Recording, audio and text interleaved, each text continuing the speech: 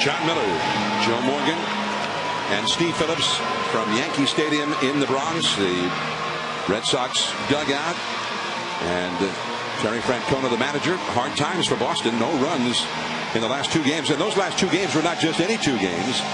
It included the 15-inning loss here on Friday, so 24 innings in the last 2 games, and only 8 hits, none for extra bases, and none with a runner in scoring position. 0 for 12.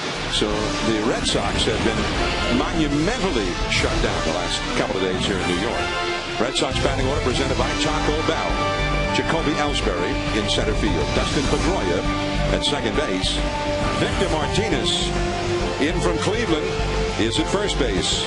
Slugging switch hitter Kevin Youkilis bats cleanup at third base. David Ortiz, you'll notice, is out of the lineup. Jason Bay struggling with a bad hamstring, just back in there for the first time in the series in left field. J.D. Drew is in right field. Mike Lowell with a hip problem, but he's in there nonetheless, the designated hitter. Jason Varitek, the catcher, and Nick Green is at shortstop, batting ninth. And Jed Lowry, the young shortstop who was supposed to be the starting shortstop this year, and he is back down with another injury. And here's Andy Pettitte on the hill, 9-6, and those numbers have been getting better and better. True to his form as being an outstanding second half pitcher. Well, John, he's pitched great the second half, but he's only had 1 victory to show for it. But he has a 2.36 earned run average, and he's also lowered the opponent's batting average to 211. But what's made him better the second half, he's gone back to using his cutter a little bit more than he was in the first half. Since the All-Star break, just the 1 win, but a 2.36 earned run average. It's a very muggy night here in the Bronx, but again, a big storm that appeared to be headed in this direction veered off to the south of us. So we're ready to play ball right on time. The Yankees and the Red Sox. And that's a called strike. And that's a high strike. Well, Bill Miller, the home plate umpire tonight, is a guy who is a pitcher's umpire. He tends to expand the zone, particularly away from the hitter. That's inside. Down and in. 1 ball, 1 strike. Jacoby Ellsbury is hitting .302, 6 home runs, 36 batted in, and he is the only Red Sox hitter to have had any success the last 2 nights at all. He's had 4 of the team's 8 hits in those 2 games. Over a 24-inning period, just the 8 hits for Boston. A curveball to Teixeira, takes it himself. Take a look at the New York Yankees defensively, a team that's improved from a year ago. And they go around the outfield, Johnny Damon in left field. And Melky Cabrera really covers a lot of ground out in center field. One of the better arms you're going to see. Nick Swisher in right. Around the infield, Alex Rodriguez DHing today, so Jerry Hairston getting the call at third base. Derek Jeter and his 3 Gold Gloves at short. Robinson Cano at second base. And Mark Teixeira, the guy who's changed the infield defense here at first. And Jorge Posada, who's throwing like the Jorge Posada of the past behind the plate. Dustin Pedroia. And the curveball in there for a called strike. Pedroia got a pitch over his head, then got hit with a pitch in that blowout loss here on Thursday, which prompted a lot of discussion. And then Alex Rodriguez got hit twice yesterday, although the first one was a curveball. Fastball, a little too tight from Pettitte. A ball and a strike now. Well, the interesting thing on Thursday when Pedroia got hit, it wasn't 2 pitches in a row. That first ball went over his head, and then the count went to 2-2, and then he got hit. So it wasn't, in my opinion, as if they were throwing at him. And that is inside. Well, this is Thursday night, the incident with Pedroia. All right, now watch this next pitch, though, John. He dives into the plate, and he doesn't have a way of getting out. See, he just dives in. There's no way he can move out of the way. And a lot of hitters are like that now. They're going into the plate, and there's no way they can get out of the way. Right on the outside corner from Pettitte after working everything to the inside in the at-bat, and it's 2 balls and 2 strikes. And Steve, when you were talking about the defense, I have to tell you the most improved player out there is Robinson Cano. He is now one of the better second basemen defensively in the American League. In right field, Swisher. 2 down. I mean, he has such a great, quick arm. I mean, that's what's so important for me. He's only made 3 errors this year, 4 this year at second base. second fewest in the American League. And by contrast, Pedroia has 6 errors. Polanco, of course, set a major league record for errorless games by a second baseman, so he's in good company there. I was going to say, but Polanco has 2 errors already? Yeah, what's he doing? He got to bear down a little bit. But I think you'll see the difference in the way that Cano plays with confidence now. Victor Martinez and a curveball in there for a strike. Victor Martinez, a big pickup for the Red Sox, who felt like they needed to bolster their offense a little bit. And with the events of the last 2 days in particular, you can certainly see why. Even with Martinez, they've been shut down. 3 for 10 lifetime against Andy Pettit. And he crowds him with that fastball off the inside. The Martinez pickup is a huge pickup. They're struggling to score runs offensively, but what it really is, it's the counter to the free agent signing of Mark Teixeira from the New York Yankees this past offseason. Red Sox were in on it, got outbid by the Yankees. And he crowds him again with that cut fastball. 1 ball and 2 strikes. And Victor Martinez, a guy who really, I think, as a switch hitter, is that offensive complement to Teixeira. The big difference is the defense. Now, the one thing he does, where he doesn't defend the same as Teixeira, he does give versatility to the Terry Francona and to Theo Epstein as they start to plan this season and move forward next year. Yeah, he can play first base. I mean, he can do a lot of different things, but he's mostly a good hitter. A genuine, proven big league run producer, Victor Martinez. His last full season, the year before last, the year that Cleveland was just 1 win away from going to the World Series and then could not win that 4th game in that best-of-7 with Boston in the League Championship Series, he drove in 114 runs. He hits 300, he drives in runs, he hits for power, and he hits well from either side of the plate. And they say he's a great leader in the clubhouse, John. Great leadership ability. And the slider in the dirt. That's why people were surprised that the Indians would trade him, because it's hard to find leaders. We've had these discussions throughout the year. Right. It's very difficult to find a guy who is willing to take on that leadership role and then get rid of him. And he was genuinely sad about leaving the Cleveland Indians, the only organization for which he had ever played. He grew up there. 2-2 the count. Swisher toward the corner, has room, and that's the inning. 25 innings without a run consecutively for the Red Sox. Now John Lester to the hill. The Yankees, Derek Jeter coming up.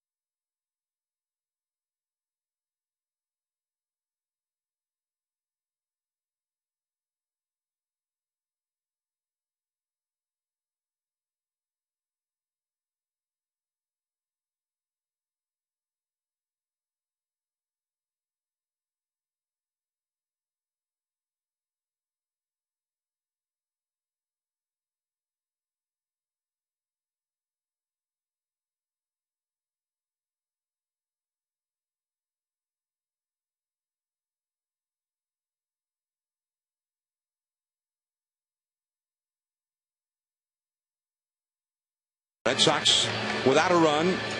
They have not scored since Thursday night. Derek Jeter getting ready to bat now against the young Boston ace, the left-handed ace, John Lester. Yankee batting order presented by Taco Bell. Derek Jeter hitting particularly well, hitting well overall, but particularly well against left-handed pitching. Shortstop Johnny Damon in left field. 20 home runs already for Damon. Mark Teixeira at first base, 28 home runs. Alex Rodriguez, who had the game-ending homer in the 15th here, on Friday. He's the DH. Jorge Posada, the veteran catcher. Nick Swisher is in right field. He's got 18 homers. Robinson Cano at second base, hitting .314. Melky Cabrera hit for the Cyclone a few days ago. Center field, and Jerry Hairston just acquired from Cincinnati before the trading deadline at third base. And here is Lester to Jeter. And a fastball is off the inside for ball one. We mentioned Jeter has been superb against left-handed pitching. Jeter for the season is hitting .425 against left-handers. And the Yankees as a team are hitting .295 against lefties. And so the Red Sox trying to go against the odds here anyway, with their lineup suffering, slumping, and their ball club in general playing poorly since the All-Star break and having lost 5 in a row. And now they got their young ace lefty on the hill, but against a team that's been feasting on left-handed hitters or left-handed pitchers. And Jeter takes the ball up and away. Well, one of the reasons Jeter or any right-hander has success against left-handed pitching is because they stay in this zone. They hit the ball in this area here, and that's the way you stay on the ball against left-handed pitching, because the ball tailing away, you try to pull it, you hit weak ground balls the other side. So most of your hitters who are going to have success are going to stay back through the middle, left center to right center, and that's where the success rate comes in. And David Wright, who leads all of baseball hitting against left-handed pitching starting today, that's the way he hits. And the guys that are successful are the ones that stay back through the middle and the other way. John Lester catches the outside, and Jeter didn't think so. And he won't score any points with the plate umpire Bill Miller on that one. Well, we talked about Bill Miller, the home plate umpire, where he does tend to be a pitcher's umpire. That the outer part of the plate, you can expand the zone, and you see Lester goes right to that corner. K-Zone says that it is in fact a strike.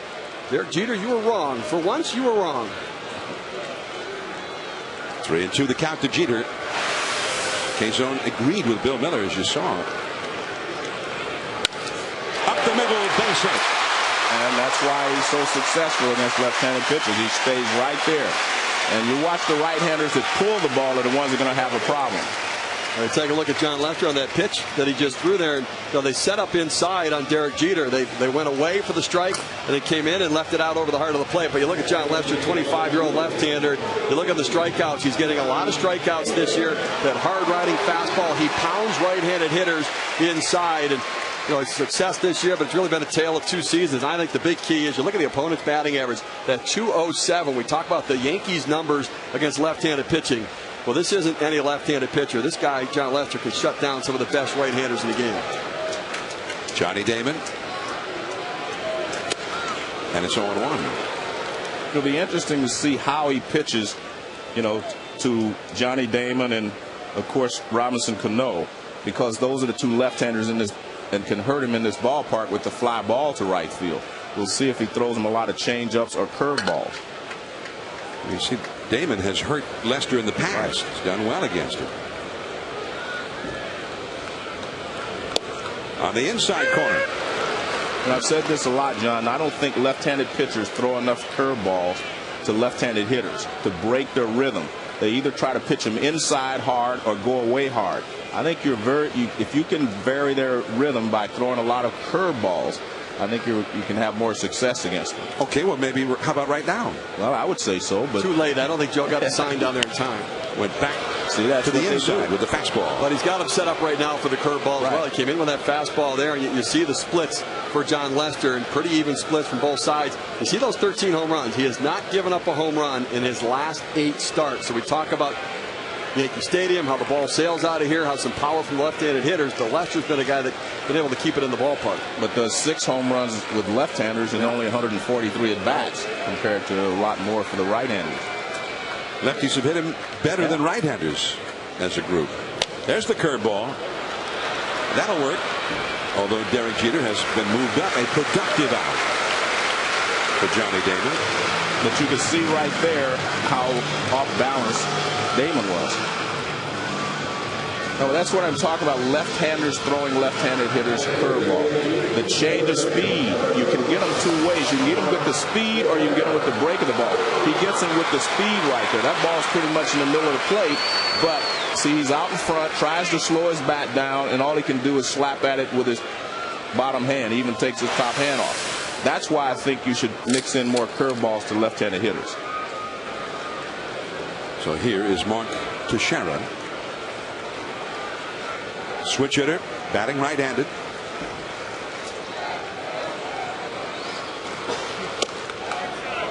I think one of the reasons we look at the Yankees and their success this year against left-handed starting pitchers is the addition of Mark Teixeira, a switch hitter, and also you have the addition of Nick Swisher, a switch hitter as well. And you know, the lefties that are in the lineup, Cano and Johnny Damon, handle left-handed pitching well themselves.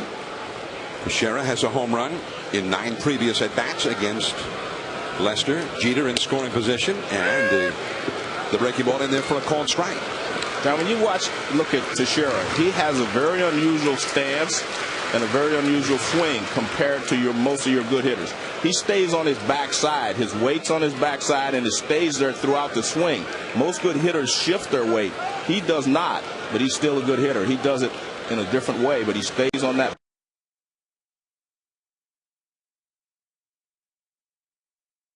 I wouldn't change anything. The guy's successful doing what he does. But it's even more pronounced from the left side. And you see him swing, and he's got that uppercut because he stays on his backside so long. That's why he's going to have so much success in this ballpark. He'll hit a lot of fly balls to right field. Alex Rodriguez on deck. No score in the game. Runner at second. 1 out. Jeter, who still runs well. And that cutter is bounced foul back behind the plate. 2 balls and 2 strikes. The Yankees have hit a lot of home runs as a team, and they've hit a lot of home runs in this ballpark. They've hit 165 homers so far this year, 97 of them here. And in fact, if you add in their opponent, there have been 169 home runs hit in the new Yankee Stadium through 55 games. Coors Field was the most prolific home run ballpark through 55 games, and the new Yankee Stadium is very high on that list. It was called Enron Field when the Minute Maid Park opened in Houston, and balls were flying out of there, although the Astros pitching staff was giving up a ton of them. This is Youkilis, and Teixeira, whose bat snapped in 2, is retired. So 2 down. So Teixeira not able to get Jeter home. And again, getting sawed off, which is what you were talking about with Lester. Well, watch the swing. Watch how he swings. Watch, see his weight's back here. And look where it stays. It stays back there. See, it's still back there on his backside. That's the difference between him and, say, A-Rod or some of the other hitters. He stays back there, which means he's going to end up with an uppercut, but he's able to make it work for him. You wouldn't advise young players to hit that way, but he makes it work for him. Watch, we'll see the difference in A-Rod. By contrast, he'll go to his front side. Well, whatever A-Rod does, it has not worked a whole lot against John Lester. Only 1 hit lifetime against Lester for Alex Rodriguez. And A-Rod is not 100% and won't be for the rest of this year. He missed the first season after having some hip surgery, and the report was that he was going to have that more extensive hip surgery to fully repair that injured hip in the offseason. Nonetheless, he got 20 home runs. 14 of them have been hit in this new ballpark, although he's hit very poorly for average here at the new Yankee Stadium. And Lester works off the outside, a ball and a strike. Well, I'll tell you what John Lester has done to Alex Rodriguez. The .091 batting average coming into today. Alex Rodriguez has seen 46 pitches from John Lester. 22 of them have been inside fastballs. He busts them hard in, tries to speed them up, and then he may go away with a changeup or that curveball. But he pounds him with that fastball and tries to jam him inside. And he goes inside there, but misses off the corner. And it is 2-1. We mentioned A-Rod with 20 home runs. There's 32 hitters have more home runs than him in Major League Baseball going into play today. But he's had 4 of his home runs that have given the Yankees a lead in the 7th inning or later. And he's tied for the Major League lead in that category. And he also missed the first month. That's after missing the first month, and still tied for the Major League lead in critical home runs. But that's always been the knock on Alex Rodriguez here in New York. I mean, fans here have always said he never gets it done in the clutch. Whenever we need that big hit, he doesn't deliver. Well, he has done that. And I really think this year, Yankee fans have realized what the Yankees were before he was in the lineup, and then once he came back, what difference he made to their offense, not only with what he's done swinging the bat, but what the rest of the lineup has done upon his return as well. It's just like the movie It's a Wonderful Life, the old Jimmy Stewart movie. They got a chance to find out what life would have been like without him, and they didn't like it. I didn't like it very much. But now he's back, and on Friday he did this in the 15th. That was a curveball from Tozawa, and in his first major league stint on the mound, he gives up the game-winning home run to Alex Rodriguez. 3-2 the count to A-Rod. Jeter at second, 2 down. Base hit could put the Yankees ahead. Youkilis, and the inning is over. Leadoff single for Jeter, nothing more against Lester. Youkilis will be coming up, then Jason Bay against Pettit.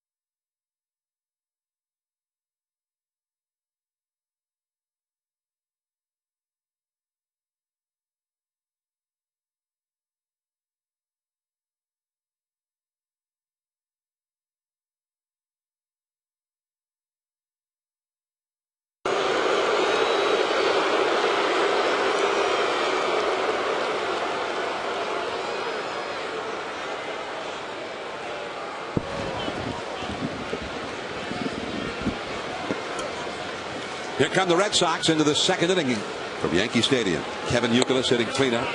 A ball off the outside. You might be saying, wait a minute, cleanup, where's Big Papi? Alex Rodriguez, or rather David Ortiz. Well, I'm getting my guy's name to be amongst the 104 who tested positive in 2003. Guys, I'm mixing and matching them. Tough to keep track, John.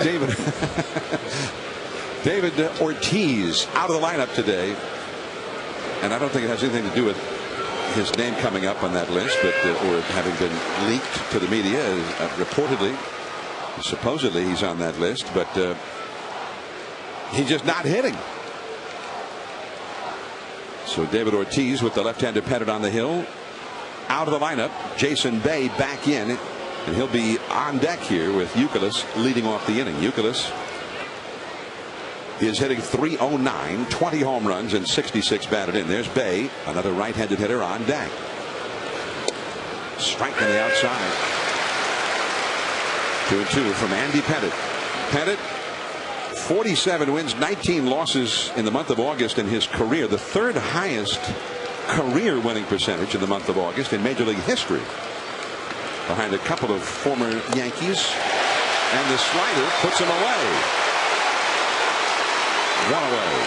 Let's go to the studio. Steve Berthiaume with the Sports Center right now.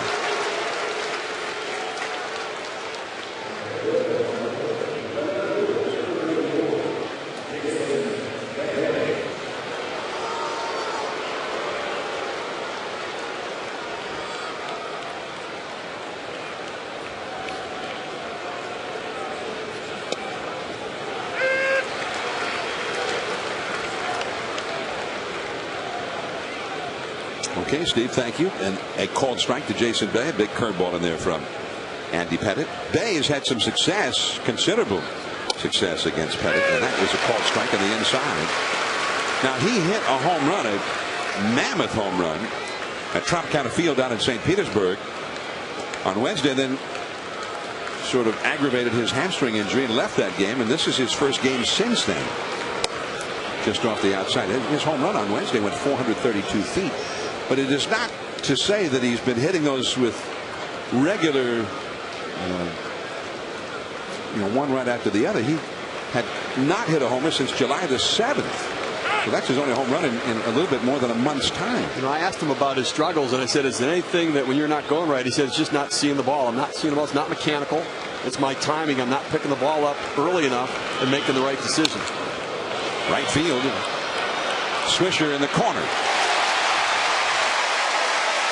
Well, I'm watching. The ball doesn't seem to be carrying as well tonight as it would have us believe. This is my first time coming to Yankee Stadium this year, but the ball doesn't seem to be traveling as well. Maybe it's because of the air tonight, but it just doesn't seem to be traveling as well to right field. You can just about see the soup in the air that's out here. It's a very, very humid night.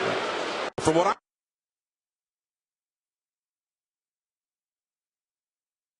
feel was a home run. Well, at the moment, there really is no wind blowing inside Yankee Stadium at all. And in the early part of the season, when the ballpark first opened, there was a jet stream, reportedly, that seemed to be aimed right out toward right center field. And the ball was flying out, especially in that direction. J.D. Drew, 0-1 the count to him, and a ball too low. Now, Drew, the guy the Red Sox paid a lot of money to, but he's hitting only .244. He's getting a lot of walks as usual, but only 12 home runs, 43 batted in. And he's battling an assortment of injuries. They are missing his big-time production. I think they expect him, generally, based on his track record, to be hitting somewhere close to 300 and getting 25, 30 home runs and 100 walks. To be an offensive machine. That's a base hit to right field for Drew. When you look at the offensive struggles for the Red Sox, it's not any one player. I mean, they're obviously David Ortiz has struggled, but J.D. Drew's not giving them what they thought and expected. Jason Bay got off to a great start, has cooled off significantly. They're not getting anything out of the shortstop position this year, and putting an awful lot of pressure on the Kevin Youkilis's and Dustin Pedroias of the world. Definitely, when you have to make up for the lack of offense in other positions, that's when guys start to press. That's when they start to try to do too much. Mike Lowell, 348 lifetime average against Andy Pettitte. Jason Bay, who hit the ball fairly well, but a line drive into the glove of Swisher for an out in this inning. And that cutter is low and in for ball one to Mike Lowell. So David Ortiz missing tonight from the lineup. And that is significant because he's not hitting, but lifetime, even though Pettitte's a lefty, he has a 370 lifetime average against Andy Pettitte. That's over a lot of at-bats.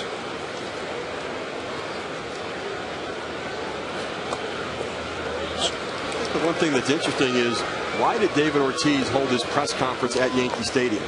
I mean, he came here, had his press conference about, that he didn't knowingly take any steroids, and there must have been supplements that led to a test result. But what I'm surprised at is why he would have that press conference here at Yankee Stadium and not back at Fenway where they head home tomorrow. Well, Mike Weiner was here.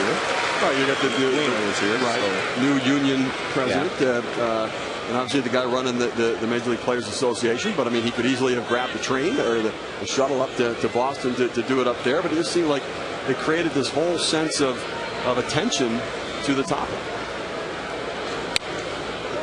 You think as people do newsworthy things in New York, it gets a lot of coverage? On occasion, I think that it does happen that way. Well, he got a lot of coverage for basically saying, I didn't do it. He bought vitamins and supplements over the counter. He said he was careless in those days in terms of what vitamins and what supplements he was buying. And also, point blank said he had never taken steroids. And there's that Great pickoff move by Pettit, and for a moment he had Drew going the wrong way. 2-2 the count to Lowell. For whatever it's worth, someone from Balco said that you could have a positive test from some of the things that are in the supplements that you can buy from over the counter. For whatever that's worth now. 2-2 the count. At least he wasn't anonymous.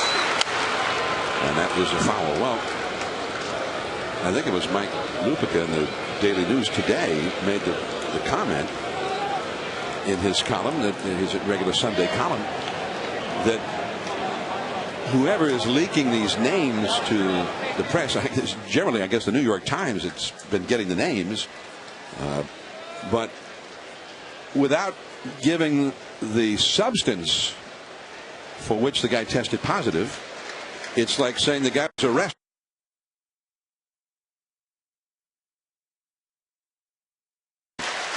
If they know the names, don't they know the substance as well? We need more substance in those illegal leaks. Well, you know what? I want to clarify something right now, though. We talked about this last week, and we quoted Mike Lupica, who's a friend of ours. But I do not, and I mean this, I do not suspect every player whose name I do not know whether he's on that list or not. I do not look at Derek Jeter and think, well, he took supplements because I don't know if his name was on that list. I don't do that with Ken Griffey Jr. I don't do that with Jason Varitek. I need something to make me suspicious before I'm suspicious of these guys. I didn't, for instance, suspect David Ortiz. Right. Or Manny Ramirez. But I still can't suspect all the guys simply because I don't know if their name is on the list. I can't look out there on this field tonight and know that these guys' names, I don't know if their names are on that list, and say, well, I believe they might be guilty. I can't do that because I was a player once myself, and I know a lot of times things are created, by newspaper people or by someone leaking names. I'm not even sure all the names that leaked were guilty, and that's basically what they were saying yesterday. So I'm just speaking for myself. I can understand why some people may look at it that way, but I can't look at it that way. Jason Varitek, the hitter. 2 men on, 2 men out. You would have to get me with Derek Jeter in a room and watch him do it and have him test to get you to believe that. Yeah.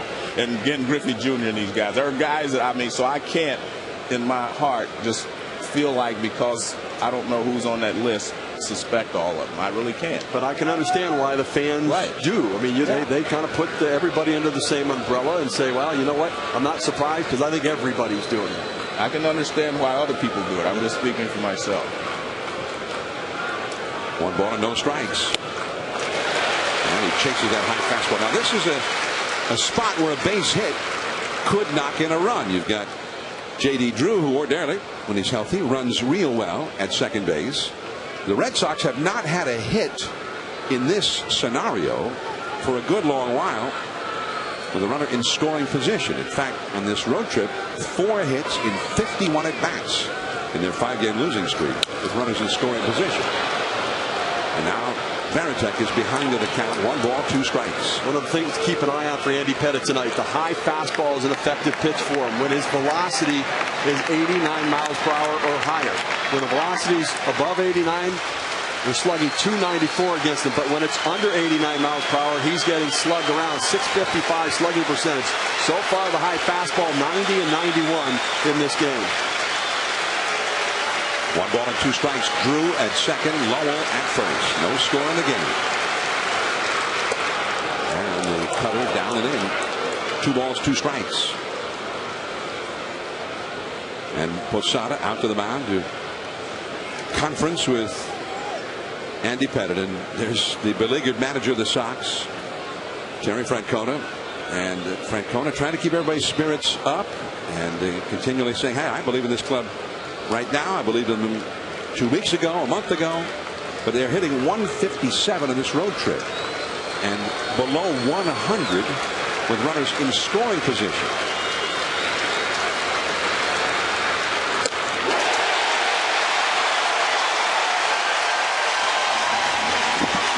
The inning is over, and another at bat without a hit with a runner in scoring position. Posada coming up for the Yankees.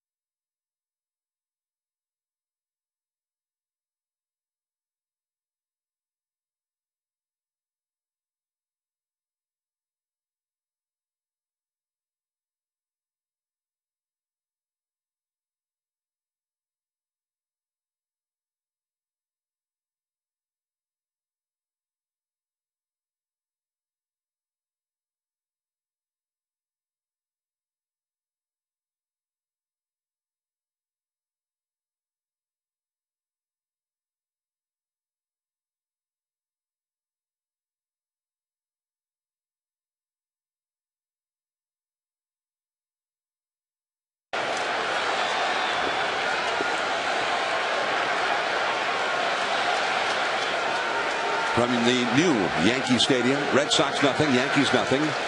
Yankee half of the second inning. Boston's left-hander, 25-year-old John Lester on the hill. Jorge Posada leads off, then Nick Swisher and Robinson Cano to follow. And a changeup just off the outside. 1 ball and no strikes to Posada, who is hitting .281, 14 homers and 50 runs batted in. He's a switch hitter, batting right-handed.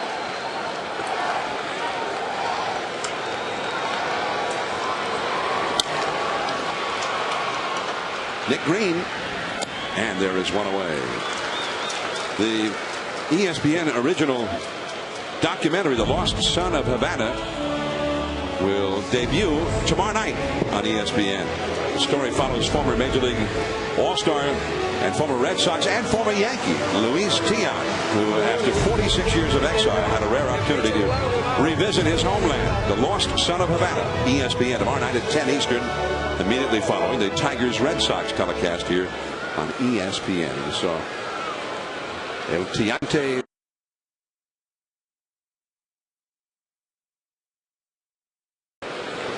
And I saw him before the game, and he said it was really hot that particular day. It was about 100 degrees in the hot corner in Havana. That's a place where, and you went down there, Joe. It was fabulous. A few years back when we did a ball game in Havana, and you went to the Esquina Caliente where they sit and talk about baseball, argue about baseball. And they argued with you about how good the old Cincinnati Reds were. Right there. Look at the numbers for Luis Tiant. I had a chance to preview that movie, and I tell you what, it is terrific. I mean, it is moving. Luis Tiant comes out such a sensitive guy. 46 years he had not been back in Cuba.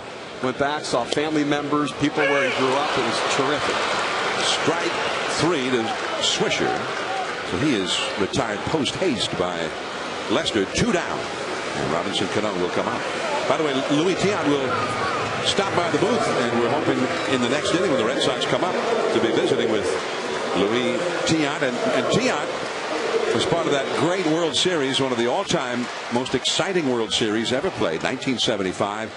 He was the ace right-hander for the Red Sox against your Cincinnati Reds, Joe. And the Reds ended up winning that series in 7 games. But Tiant got a couple of wins, and one he just shut the Big Red Machine down, and then the other he struggled. He threw a million pitches and somehow just would not yield and managed to stay all the way into the end and win that ball game. Yeah, he got me out for the last out of the game. He popped you up. Yeah. Trust me, it's in the movie. Oh man. Yeah, it's in there. It's in there. I wasn't going to bring it up, but now that you did, it is in there. Fastball right down the middle, and I popped it up. And what was it? 173rd pitch. Yeah, a lot of pitches. Now they're saying they went back, they checked it. They got the official total. 162 right. pitches. Yeah. Whatever. He was tired. I'll tell you that. And he just laid one in there, and I popped it up. 1 ball, 1 strike to count to Cano. And a foul off the left field line against John Lester. 75 World Series. Luis Tiant pitched game 1 at Fenway. A shutout. 5 hits. I got 2 hits that day, though. And then game 4, that's where they didn't show that. They didn't show that. See, right. He only gave up 5. I got 2. They didn't show that one, right? Okay. And then in game 6, he came back because they had those rainouts. So there were several days between games 5 and 6, and he went 7 innings, 6 runs, 11 hits allowed in game 6. And it really was later in that game, toward the 7th inning, that you guys really started to hit him hard. That was the game where Bernie Carbo eventually homered to tie the game, and then Carlton Fisk launched one to end it. But this is Joe Morgan. Look at that. Final out of game 4. Pitch. Right down the middle. See, now that's just not right, Joe. No. I told him not to show that. Right down the middle. That's all right. We won in the end. Yes, so you know, right down the middle. I think not only did your club win, but you also came up with a clutch hit in the 9th inning of game 7. Yeah. 2-2 the count. That often gets left out of the tale of how that World Series went. Well, everybody seems to think that Boston won because all you ever do is see Carlton Fisk doing this, and the ball hitting the foul pole. They think that was the game-winning hit. They think that they won because of that. But I always have to let Carlton know. I think he thinks they won.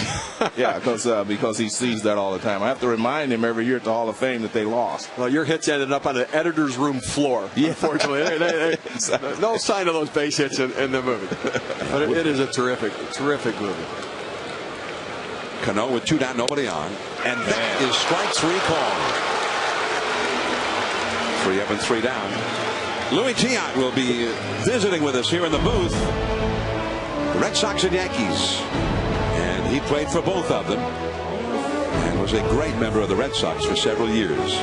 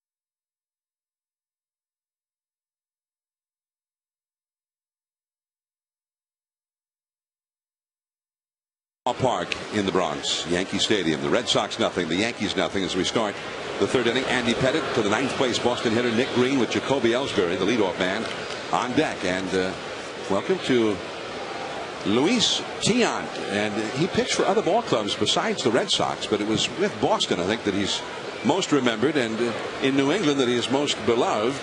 But he also, his last couple of years, pitched for the Yankees. And before we talk to you about this outstanding film that will debut on ESPN tomorrow night, The Lost Son of Havana, welcome to Sunday Night Baseball. Thank you very much. And how did you end up leaving the Red Sox and sign with the Yankees of all teams? How could that possibly happen? I don't know. I did not believe in that. I did not believe it happened. I mean, I was upset in some ways. My wife, she was upset.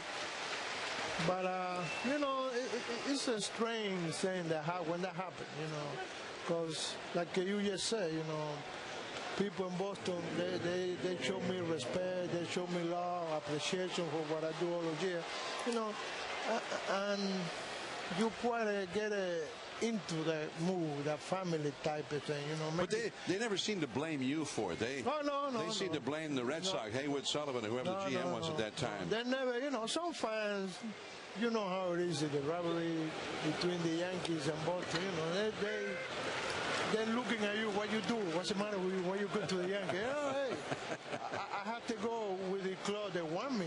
And that time, they don't want me. No, the fan, the club. Because I talked to them, when I come in here and talk to George. George told me, you call him back, or go back to Boston, and see what they're going to do to you. Or what kind of contract they're going to give you, because I don't want to tell you how much money I'm going to give you, how many years I'm going to give you. I don't want to start in that race. And I called him, I told my agent to call him and they say, no, we only give you 1 year, or whatever he go, good luck. That's what they said. Good luck. So then the Yankees said, well, George said he'll give you 2 years? I call my wife, I tell her, look, this is what happened. And then she said, oh, you do what you have to do. And I stay and say. All right. So and to me, it was sad day for me, no because I signed with the Yankees, because I come into a big organization, everything, but my heart was in Boston, Massachusetts, with the team, with the fans. Because in all those years I played baseball, I love Cleveland. Cleveland people were nice to me, Minnesota, one year, Pittsburgh, and California Angels, but nothing like Boston. In Boston. Nothing like Boston for me, they... But your heart was in Boston. Oh, yeah. But yeah. your homeland was Cuba. And yes, sir. They had the revolution, Castro's revolution, and then you were outside of Cuba. You decided to stay away from Cuba and play ball, yes, sir. And went to the major leagues. But you were then persona non grata. The edict went out that you were not welcome back in Cuba, and it was 46 years that you were away from your homeland before you went back in 2007. Yep. And that must have been, and as evidenced by the film, the Lost Son of Havana, it was a very emotional return for you. It is. I think, John Kirk, all those guys making the movie, putting together, I think they do a hell of a job, because to me, I want a movie. I want to do a documentary or movie, whatever they want to do about my life, know the life about baseball, because everybody know me because of Luis Tian, the ball player. But they really know how hard we have to go. It's a hard journey for us, not just me. Joe, because I play with Joe in Burlington. Yeah. You was play for Durham, and you hit it on wrong and beat me in the playoff. I don't forget you, boy.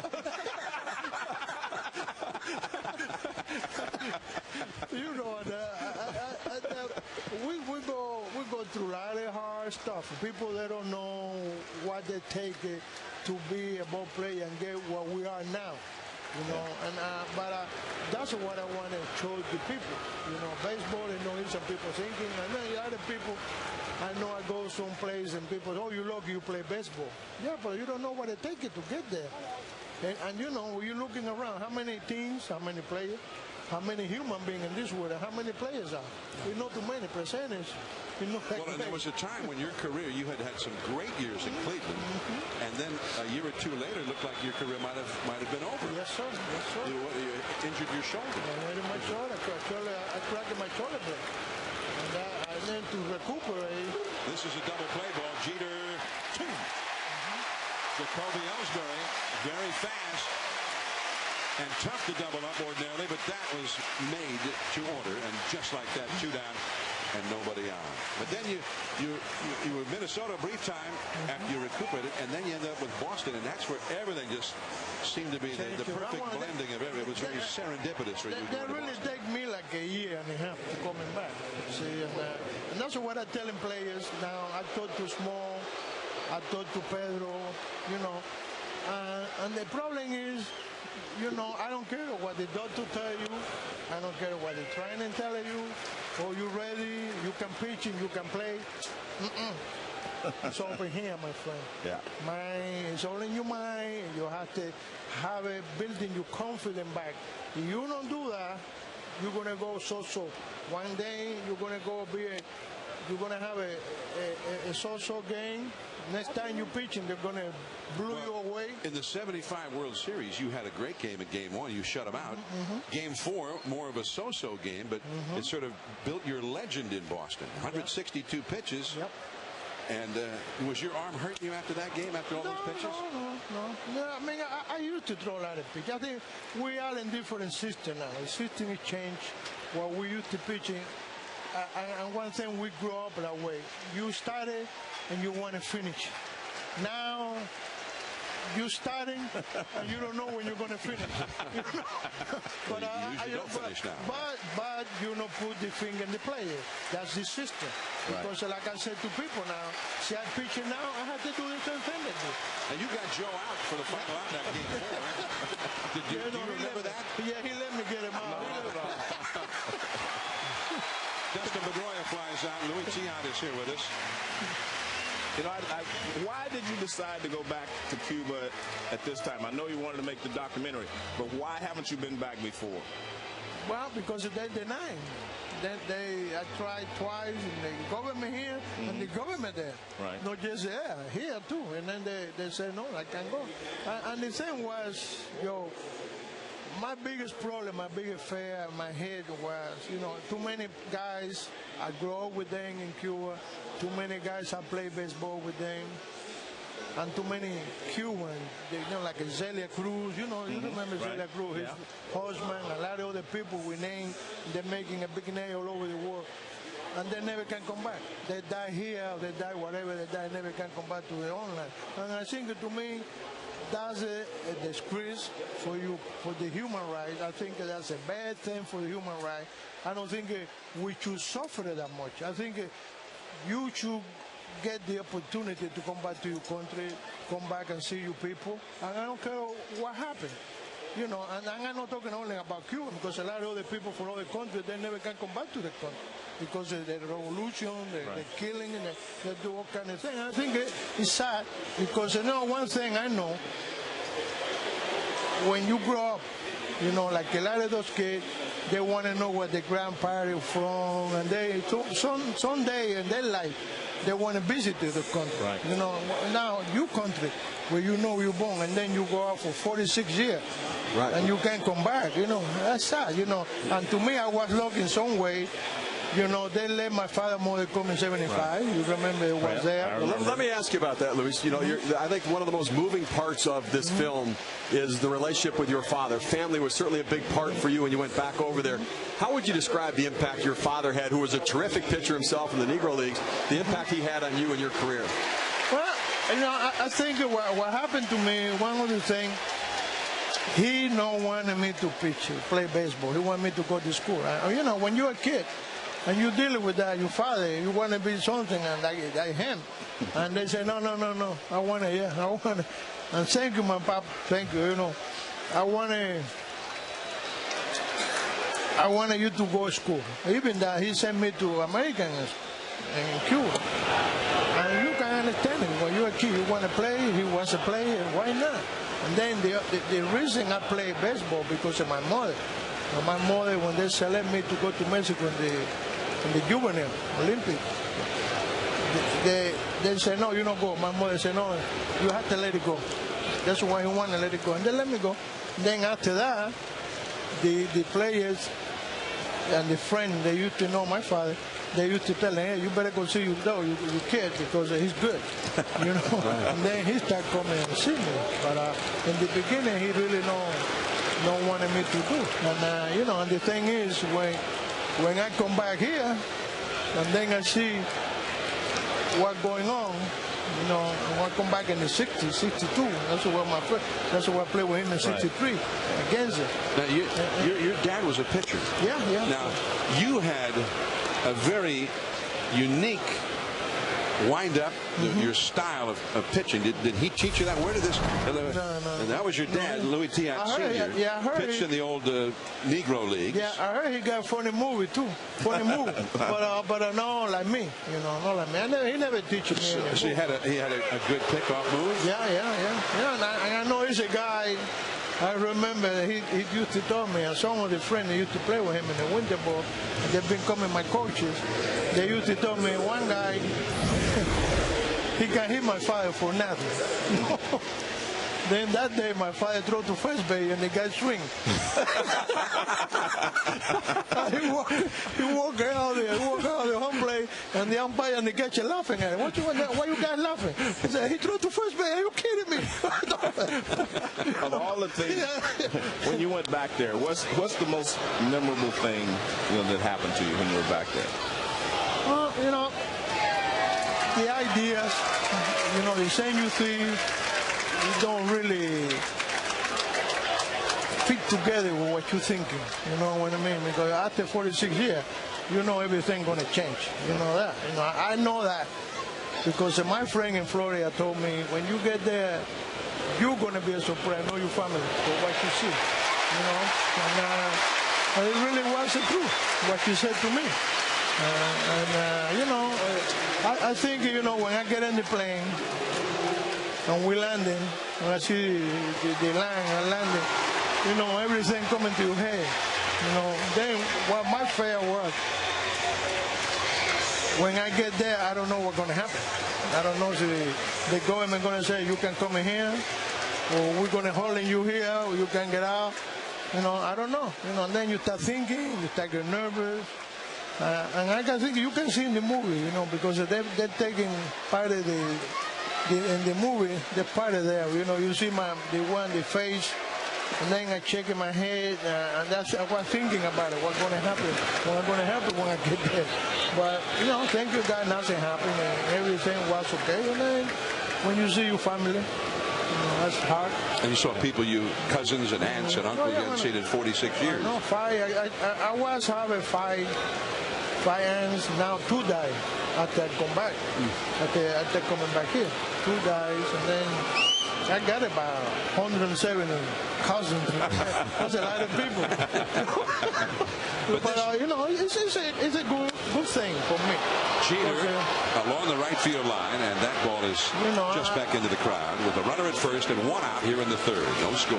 Louis Tiant is here with us. Now, Louis, but I want to get back to this. You had the visit to Cuba and everything. But one more time, I want to see the Tiant delivery. We have some video of the 75 World Series because it was a thing of beauty. Here we go. Look at this. The spin, you turn your back on home plate, you look up in the sky, and who's that? A swing and a miss by Joe Morgan. That's my boy here. Hey, you know what? I tell you one thing, I got my respect for him. He was a great player. But where'd that delivery? You know what? That really satisfied me more than anything. Yeah, you know what's a big man, and like a lot of people, you have to be big, you could be good. That's a lie. He was more and he was good. He good than anybody else, I'm telling you. And I give you credit because he was a great hitter, a great player, and a great hustler. And he played hard every day. You know, and that's what you see when the guy want to make it. And I tell you, yes, I see him in the World Series, but I said to you before, we play against a minor league in 1963. And he played for Durham. I played for Burlington, North Carolina. And like I say, he hit a home run and beat me in the playoffs. Yeah, we don't have a video. Sorry. Well, actually, I think I get even this time. You know, he hit me in the minor league and I get him on the World Series. You know what I mean? And you got him out again 35 years later. So. Yeah. Sunday Night Baseball. That's the thing that happened. You know, but I have a lot of respect for him. Believe me. You know, one of the things I always remember when I first got to Boston, and I did. I have to tell you, I was so excited just to see you pitch because there's certain guys that have that charisma on the mound and everything. It was said when you're on the mound, I don't care where you are in Fenway Park, at some point during that game, you will make eye contact with you. I think that's the greatest slogan, anybody ever wrote about a player. You know, I mean, that's a great statement because you were doing this and doing this with your head and you're making eye contact with somebody. So I think it was great. I love watching you pitch, I mean, that was great. And you have this, look at this record. I mean, that's a fabulous record. People, they're talking about 300 wins now, but that's very few people get 300 wins. That's 229 and 172. Look at that. I mean, that winning percentage is very good. So, obviously, you had a great career as well, and you got me out, too. So, whatever. That's on top of it. We saw your delivery there. Why did you decide to go with a delivery as unique and unconventional as that? Oh, I started in 1972. And I was because, I take you hurt. After the shoulder. Then they taking me like a year and a half. My first ball no while the same like I was in 64. I mean, in 68, where I had the big year, 1.60 ERA. But I say, I maybe come by like a 90% of what it was. And, my first ball no was they don't get to get it up like I have it before. And, hit you here and there. And then that day, 1972, I pitched against Cleveland. And I beat Cleveland 3-1. And then I got the guy in 2 strikes. and I look in the center field, I looking around, I pray to God, please let me get this guy out, you know.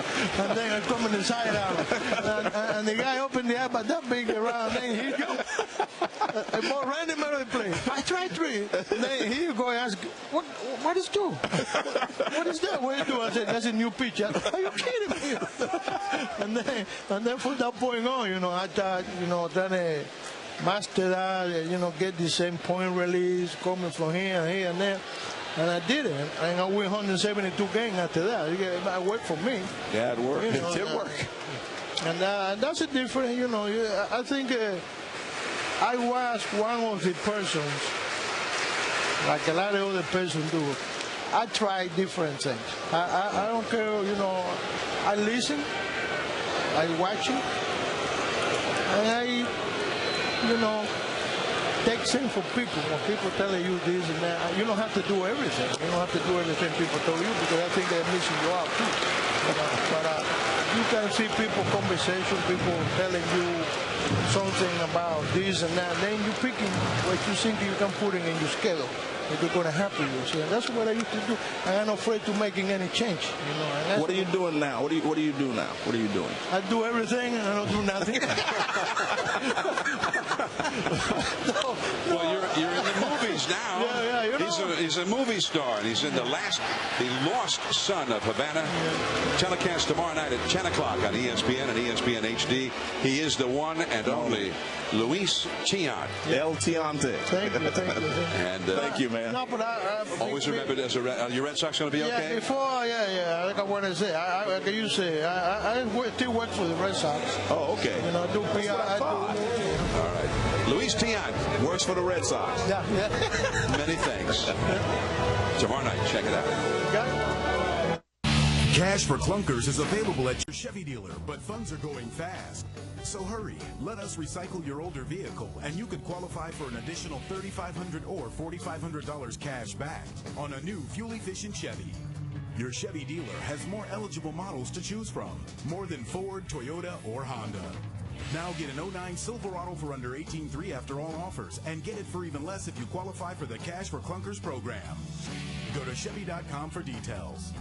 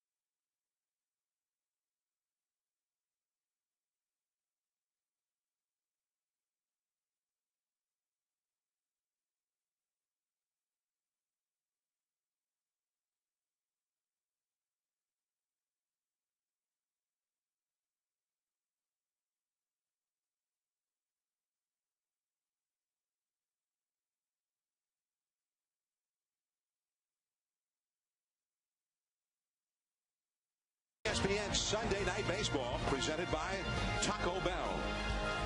This is the home of the Yankees, the brand new Yankee Stadium in the Bronx. And the Yankees and Red Sox playing game 4 of the series. The 3 previous games, all wins for the Yankees, who would lead the division by 5.5 at the moment over the second place Sox. So the Red Sox struggling big time. And here is Victor Martinez to lead off, the third place hitter, Kevin Youkilis, Jason Bay. The power coming up here against Andy Pettitte of the Yankees. The Red Sox scoreless through 3 in this game and through 27 innings now, dating back to the last time they scored a run, which was Thursday. They were shut out for 15 innings here on Friday, 9 innings yesterday. And this is the longest stretch of being shut out for the Red Sox since 1993, when they were shut out for 27 consecutive innings. That's 16 years ago. The longest stretch against the Yankees was a 33-inning stretch of being shut out. That was in 1952. And they were not a good ball club then. That's, we call Ted Williams went back into the military during the Korean War, and they weren't doing that well even with Ted at that time. So this is a dry spell for the Red Sox like no other that they have experienced in a long time. And to have it happening against the Yankees, that makes it that much worse. And there's A.J. Burnett on the left. He was the man who faced Josh Beckett here, two former teammates from Florida. And they shut out each other. And the game went to the bullpens. And finally in the 15th, a Yankee win. And CC Sabathia on the right. And he was overpowering yesterday. Kind of no-hitter through 5. And Jacoby Ellsbury got the base hit to break up the no-hitter yesterday. Well, there are certain pitchers that could put you in a slump. Yeah. And A.J. Burnett, when he's on, and CC Sabathia, when he's on, they're the kind of guys that can put you in a slump. And so the Red Sox, I think part of this isn't just bad Red Sox hitting. This is good Yankee pitching. And I think you got to tip your cap a little bit to those two.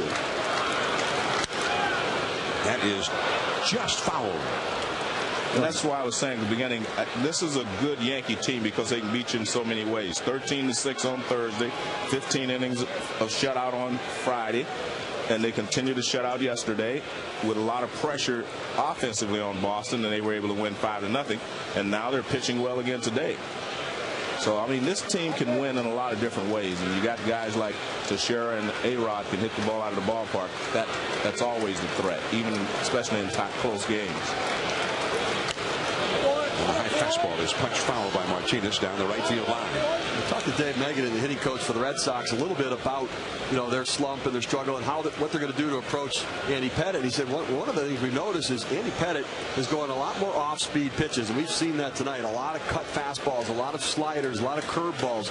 Really staying away from the fastball. When he does throw the fastball, he's going up in the zone. That higher than high fastball, the tough one to catch up to. And that one in on the hands, right to Jeter. One away. Andy Pettitte at 37 years old, well, when he broke into the major leagues, he was one kind of pitcher. He was a good high fastball, four-seam pitcher to 1996. That's a good, hard, high fastball that we're seeing a little bit tonight, but he threw harder back then. And then he had the curveball that he threw off of that pitch. He had that big 12-6 break on that curveball, the big breaker. That's what he was when he broke into the major leagues. The hard, high fastball, then out of that same plate, he came with a curveball. But now we've seen an evolution of Andy Pettitte. Like a lot of pitchers, as time goes by, they have to kind of reinvent themselves a little bit when they lose some of the fastball. And we're seeing really some elements of that in this game tonight, where he's going a lot more secondary stuff and then pitching the fastball off of the breaking pitches. And he's won 187 of those 224 career victories for the Yankees. He had that sojourn in Houston with the Astros for a time. Off the fists and right to Teixeira, and Kevin Youkilis is now 0 for 2. When we talk about Andy Pettitte, what we're seeing tonight, he's really evolved. They're like a lot of veteran pitchers who continue to have success. And, that cut fastball, he gives you different velocities. And we saw the fastballs at 90 miles per hour. There's the cut fastball, 86, 85 miles per hour. And then the big sweeping slider. He throws that a lot to the left-handers. That hard slider down to the dirt. You look at the location of that pitch, starting it at the knees and breaking it down in the zone, trusting Jorge Posada behind the plate to keep it in front. He's allowed 2 hits so far tonight, 1 walk. And he's had a couple of strikeouts. No score in the game. The Red Sox only one time got a runner in the scoring position against him, and that only occurred after 2 were down in the second inning. And he struck out Jason Varitek to strand 2 runners on base. Jason Bay lined out to right his first time, and off the outside. 1 ball, 1 strike. The Yankees, for their part, have not done anything against John Lester. They've had 2 singles, and nobody's gotten past first base against Lester. Joe Girardi, Yankee manager. And Joe Girardi this year has gone from where's A-Rod and where's our superstar to having a pitching staff that was in tatters. The bullpen was getting shelled, and now they're on top of the world. 2-2. Well, let's take a look at Andy Pettitte tonight. He's still he's throwing curveballs. That's to Jacoby Ellsbury. Gets a slider away to Pedroia. Another slider away to Martinez. And a slider down and in to Youkilis. And he also struck Varitek out with the slider down in, or the cut fastball, whichever you want to call it. The curveball and called ball 3-2.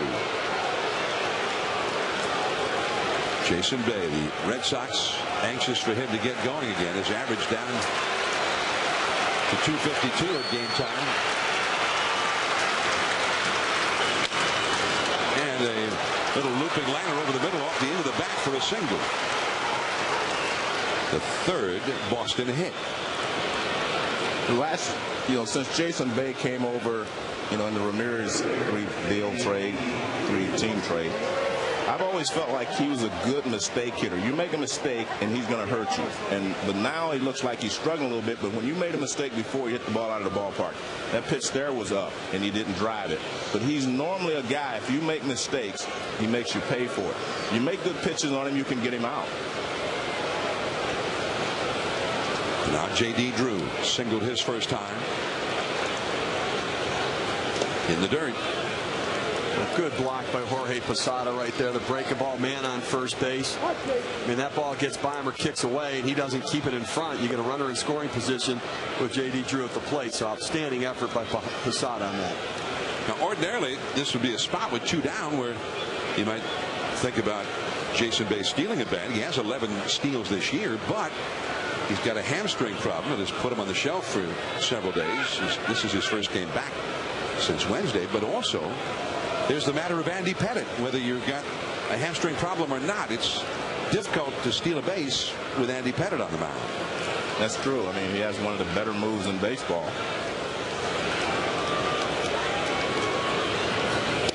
And that one curves in there for a called strike. 1-1 to Drew. We go back to that block by Jorge Posada and the breaking ball in the dirt. It gave him the confidence to come back with a curveball there. Listen, man on first base, 2 outs. You don't want a runner going to scoring position. Posada does a nice job shifting in front, and he turned his shoulder to be able to create an angle to keep the ball in front and not kick toward the third base dugout. And he crowns Drew there, but off the inside. And Drew is very patient, very particular about what pitches he'll swing at. So he's ahead of the count now, 2-1.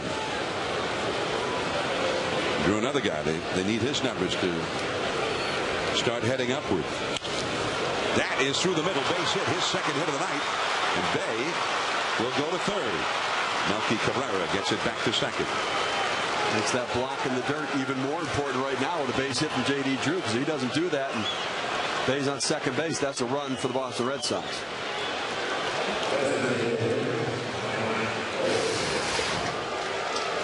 You see they set up inside trying to come in with a fastball, but Pettitte throws it out over the plate a little bit. J.D. Drew does a nice job going back up the middle, not opening up too soon. And a lot of times for left-handed hitters, with the lefty on the mound, they start to give a little bit, open up too early, but he stayed up the middle with it. Good piece of hitting. So J.D. Drew with the single, and here is Mike Lowell. The Red Sox have not scored a run since Thursday. They've been shut out for more than 27 consecutive innings. And a curveball for a strike to Mike Lowell. Lowell walked his first time. A veteran who has been an excellent clutch hitter for most of his years in the big leagues. Well, Pettitte has been stealing a first pitch strike with that curveball all night, but he hasn't been able to put the hitters away consistently here this inning with the slider or the cut fastball. There it is. And off the inside, 1 ball, 1 strike. Joe, at some point, do you look for that curveball in a situation if he starts everybody off with it? I doubt it on the first pitch. I mean, unless you're left. I think if you're a left-handed hitter, it's easier to hit that curveball than it is from the right side, technically. On the first pitch, I'll say. Pretty much straight away in the outfield, a little bit off to the left and center. Again, a block by Jorge Posada, keeping Bay at third base. A couple of key blocks in this inning now by Posada. Well, and it gives Andy Pettitte so much confidence to throw that breaking ball. I mean, that's his game, to start it at the knees and break it into the dirt to try to get them to swing and miss over the top of it. And you can only do that if you trust your catcher, and there's certainly a lot of trust with all of the games these two have worked together in their career. And it could be an overlooked part of a catcher's game, too, what kind of a ball blocker he is. Some are better than others. Another one right there, and you know, there's no statistic to capture that in the game, but that is the sort of thing that wins games and separates the better catchers from the lesser catchers. 173rd start where Pettit has worked to Posada, and they have worked together more often than any other battery mates in baseball. Here's that last block you're talking about, Steve. You know, he does a good job shifting, put the glove down to block the hole between the legs there. It could possibly scoot through, and does a real nice job. And he's creating that angle so that the ball doesn't kick and ricochet as the break is taking it toward the third base dugout. Former catcher of Andy Pettit's, now his manager, Joe Girardi. And the changeup way in front of the plate. Again knocked down by Posada. Well, it's getting to the point now where he's having to block one on every single pitch. Well, let me, Joe, right now, it sure looks to me like Andy Pettit doesn't want to throw his fastball. I mean, it's breaking ball, breaking ball, breaking ball. You've got bases loaded here as a hitter. What are you looking for? Well, he's going to have to throw a strike here. I don't think he's going to start him off with a fastball. I mean, with the bases loaded, Pettit doesn't usually give in right away. I think he'll try to cut the fastball in on him. But also, I think they're starting to wonder why he's bouncing so many pitches and not necessarily staying away from the fastball. But why are you bouncing the slider? There's something he's doing wrong that's forcing him to, keep that ball in the dirt. And it could have been, obviously, Varitek hasn't been swinging the bat that well. Mike Lowell's one of their better hitters. He could have been pitching around him, So first base wasn't open, but there was a base open. Right. Well, so I don't believe in that as much, but a lot of times pitchers do. I mean, because technically you just put another runner in scoring position. Well, especially when you fall behind the guy. Right. You got an empty base. Why give in to him, who's dangerous? He's hit Pettit well in the past. But here's Varitek, bases loaded. He struck out his first time, and that is too high.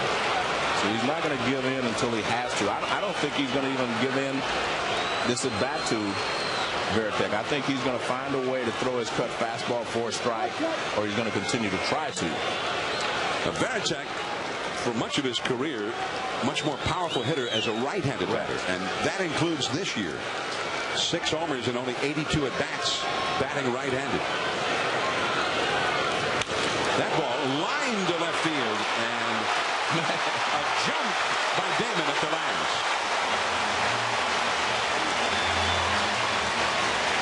"28 innings without a run. They left the bases loaded here in the fourth." Think about it. Isn't she adorable? Yeah. Oh, she's a big one. Oh, I can't believe it. God, how much does she weigh? 95,000 pounds, 4 ounces.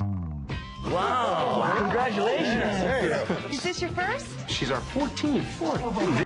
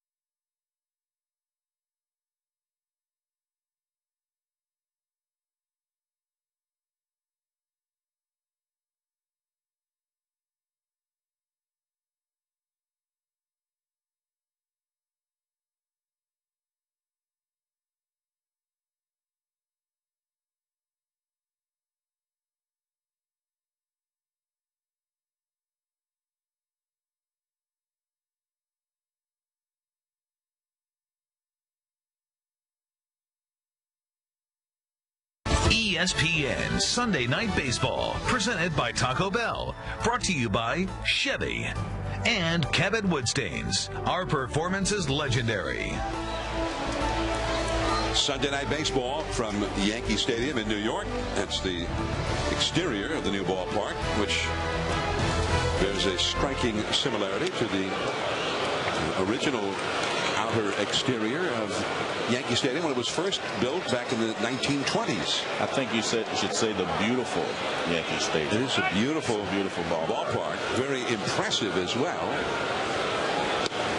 And it gives that feeling of both of its predecessors, especially in that the field dimensions are roughly the same as they were across the street at the second incarnation of Yankee Stadium. And they have the frieze or the facade that they used to have in the original Yankee Stadium, ringing the upper part of the ballpark.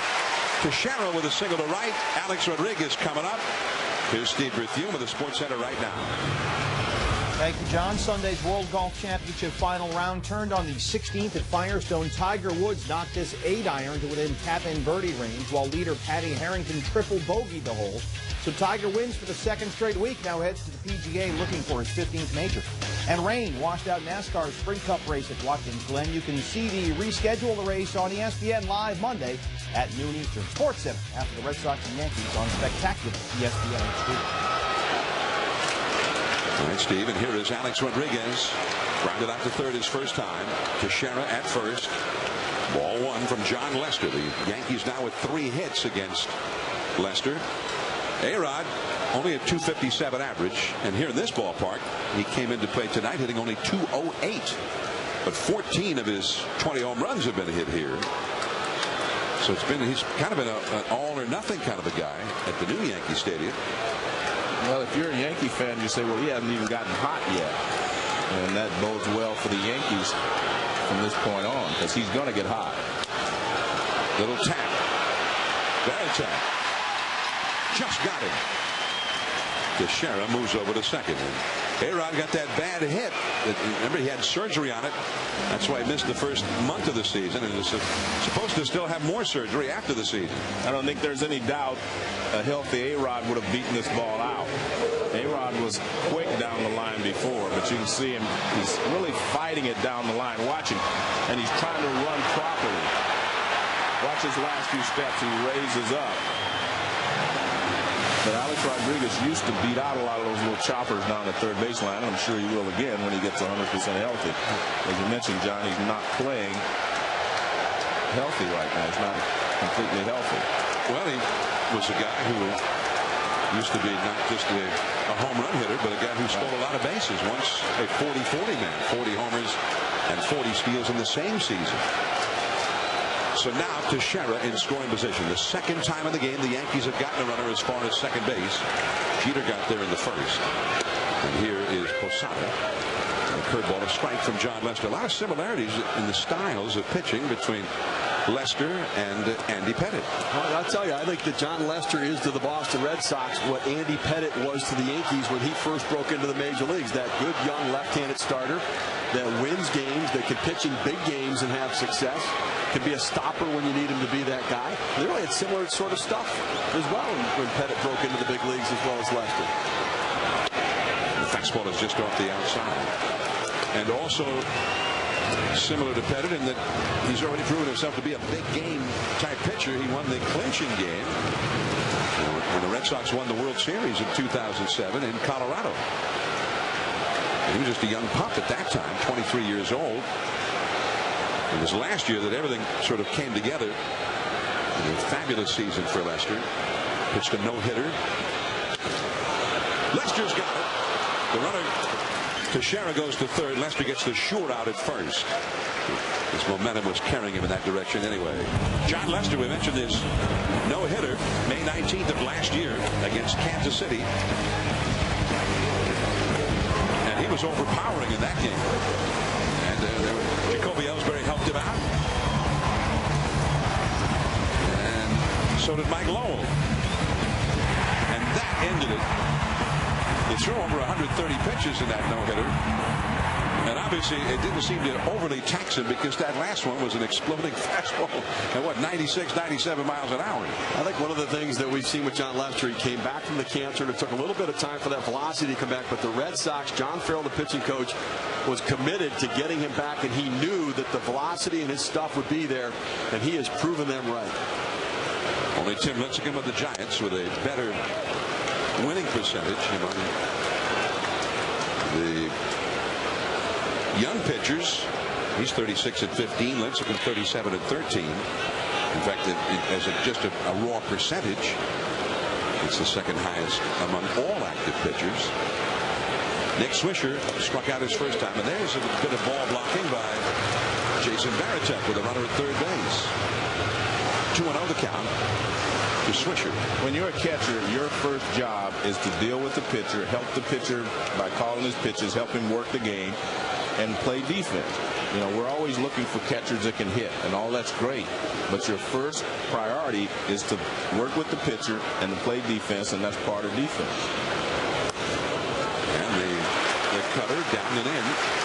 And it is 3-0. Varitek is known as a master of working with his pitchers, and he is the only catcher in the history of the game to catch 4 no-hitters in his career. And that's not coincidence either. I mean, really, because he knows how to work with the guys that, you know, he works with them to get the best out of their ability. And that's what a catcher's job is, first and foremost. No, it's interesting, too. All 4 of those pitchers, very different guys. Nomo with the split. Derek Lowe, kind of the sinker-slider guy. Clay Buchholz, the young guy, that outstanding curveball. Then Lester, the only left-hander of the group. So, you know, 4 no-hitters, but 4 very different pitchers that he led through the ball game to get them. 3-1 the count. And the curveball is in there. Strike 2 call. But when you talk to former catchers, and they'll talk about a night where a pitcher pitched a great ball game, and we'll talk about how well he pitched and the defense behind him and all of that. And then that former catcher will also mention what a great game the catcher had working that pitcher through the night. And I mean, truthfully, that's his job every single night, but on some occasions it's magical. 3-2. Runner at third. The first Yankee to get to third tonight. 2 down. And that one is popped up. Shallow center. Pedroia is under it. John Lester strands Teixeira at third. Sunday night baseball at the new Yankee Stadium. A jewel on the landscape.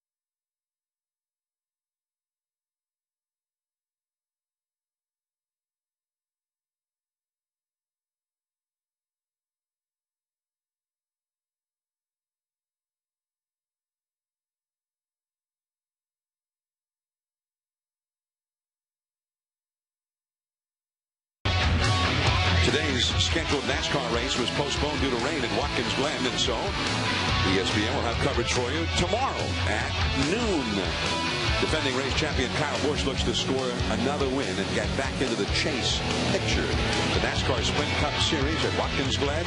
Coverage begins tomorrow at noon Eastern on ESPN. Who won Pocono last week? Go ahead, Joe. Go ahead, Who John. do you think? You handle that one. That's a base hit right over Andy Pettit off the bat of Nick Green. And Pettit hit the deck. Nick Green has 2 base hits. And Andy Pettit was just trying to get out of the way. He wasn't trying to catch this one. Yeah, he was not trying to catch that one. Watch his action here. He's not trying to catch it. He's just trying to get out of the way, which is smart.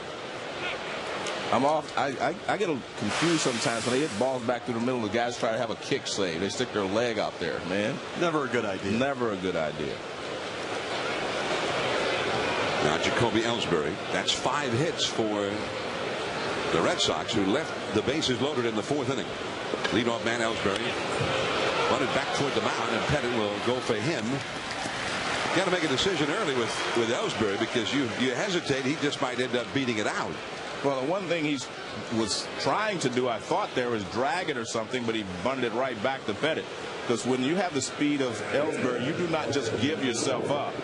You know, you still try to get the guy over, but you don't just give yourself up. So he just should have been trying to drag that to first base anyway, but he dragged it right back to the pitcher.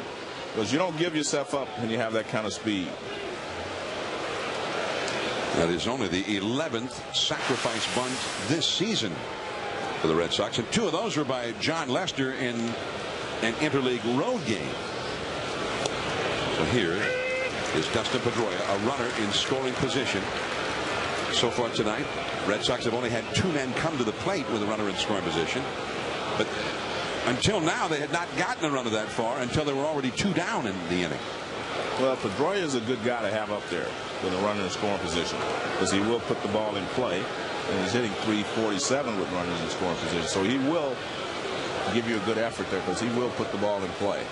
The other thing is that if the Red Sox are going to come out of this and the offense is going to get going, I think this team right now is Dustin Pedroia and Kevin Youkilis's team. They're the grit of this team. They're the ones that need to start to get this thing going and turn this slump around. I actually, I think you're right in one respect, Steve, but these 2 guys, especially the Pedroia, they don't make you win or lose. He's kind of a support for what you already have. If they don't get someone like Big Papi or Jason Bay back, the big boppers, then even as good as Youkilis is and as good as Pedroia is, they can't carry this team by themselves. See, when I look at A-Rod, he can carry a team for a week. I look at Teixeira, they can carry a team for a week. I look at Big Papi, you know, the former Big Papi, we'll say. He could carry the team.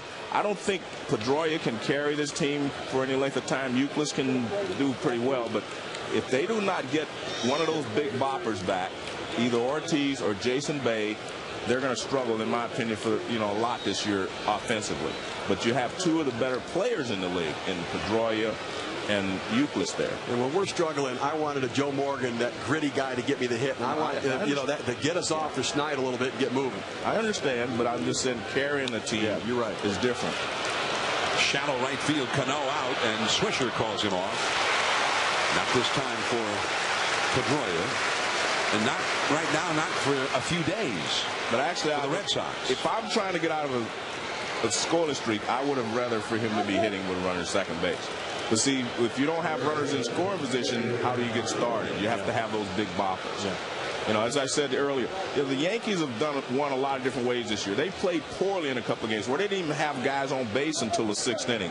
And guess what? Teixeira, A-Rod, they hit a big fly, get them started, and they'd go from there. So you need some of that in your lineup, and I just don't see it in this Boston lineup right now. Yeah. But at the same time, when you have those sluggers like Teixeira and A-Rod, or Albert Pujols and Holiday, whatever, they can pitch around you if the bases are always empty, but you put a couple of those guys ahead of them, get on base a lot, and that kind of forces their hand. At some point, they have to throw you a strike, and that's when you're at risk. I agree. I'm a big Pedroia fan, but I just don't think that he's the one that can carry this team. He can get on base, like you're saying, for those guys, and he can drive in the runs for you if you get him in scoring position. But see, when A-Rod steps in the batter's box, he's in scoring position. Teixeira, those kind of guys, they can carry you. And the curveball to Victor Martinez. 1 ball, 1 strike, runner at second. And Victor Martinez, this was why the Red Sox went so aggressively after him. A proven RBI man, an outstanding hitter, and really I think the plum acquisition before the trading deadline among teams looking for hitting. Right. The Phillies got Cliff Lee, a great acquisition. And a changeup way off the outside. If you look at Victor Martinez, I mean, Jason Bay had a great start. Remember, he's leading the league in RBIs and so forth. Victor Martinez has 73 RBIs. Jason Bay only has 75. So you see, he was doing well, you know, throughout the years also. So I'm just a big Victor Martinez fan as well. And anytime you can get a guy in the middle of that lineup that's a switch hitter, then you're doing something. That's why Teixeira is so important to the Yankees. And that's why when he was out there on the free agent market, Boston and all these teams coveted him because of that versatility in there. Like belatedly, the Red Sox went out and got their own version of Teixeira. Yeah. Well, we didn't get Teixeira, but finally in the stretch run, they went out and got a big bopper at the knees. And Victor Martinez looked a little disgusted with that call.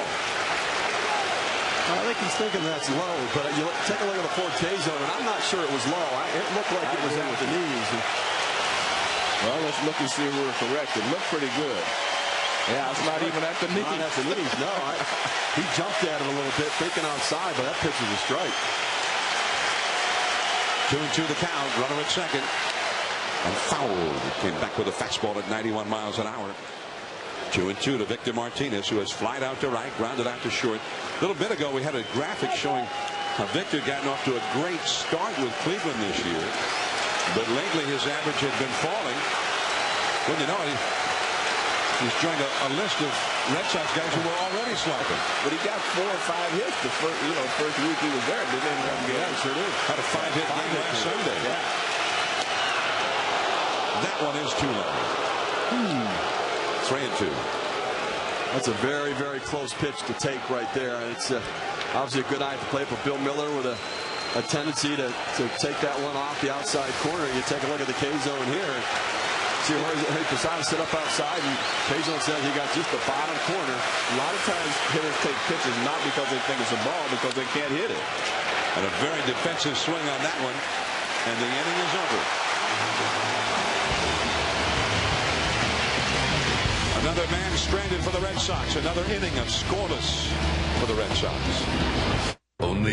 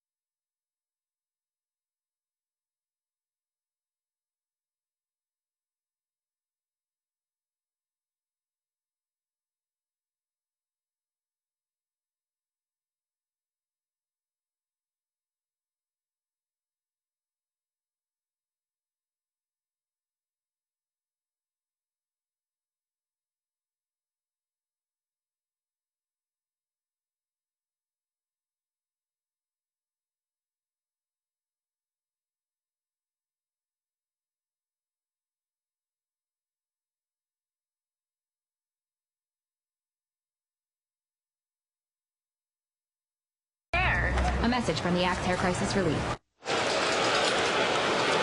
Here come the Yankees, last of the 5th inning. And Robinson Cano, hitting 7 in the order, leads off against John Lester. No score in the game.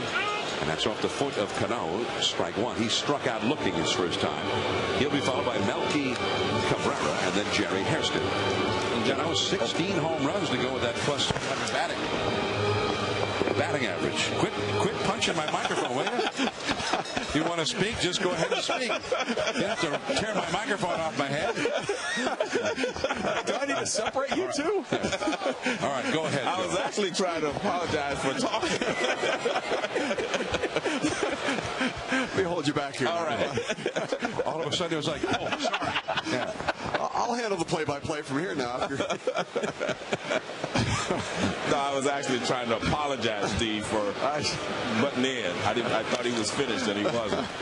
Well, at least now I know that that's your form of offering an apology. Yeah. You know, I was getting ready to talk about Robinson Cano. He glides into everything. Watch the way his stride is. He glides.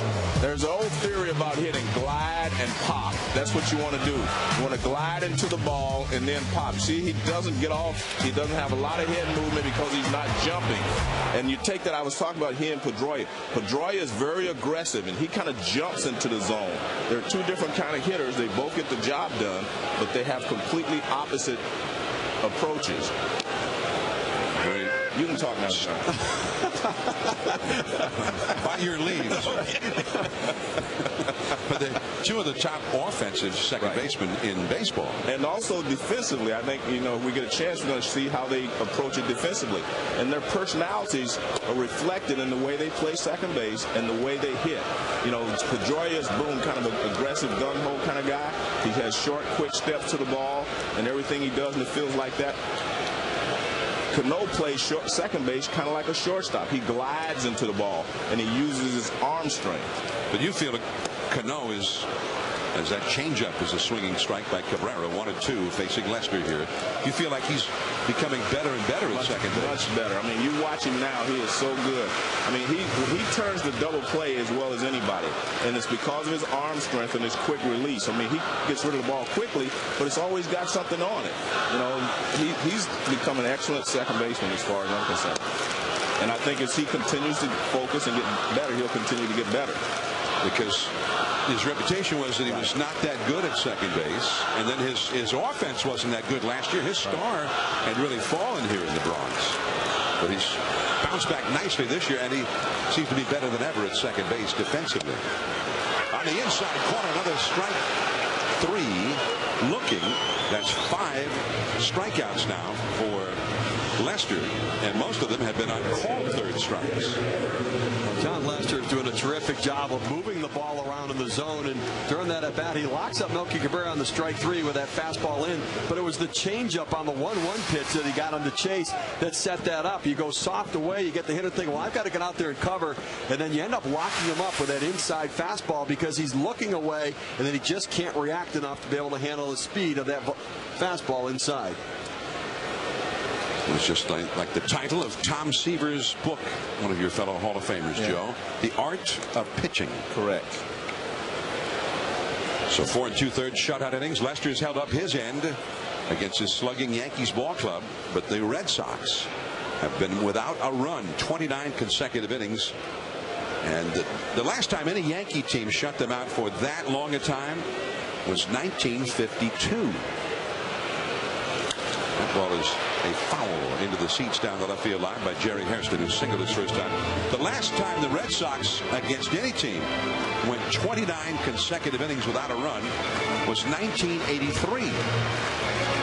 26 years ago, which was, by the way, another one of your fellow Hall of Famers, Carl Yastrzemski's final year as a you guys are everywhere. Player. You guys, you're everywhere.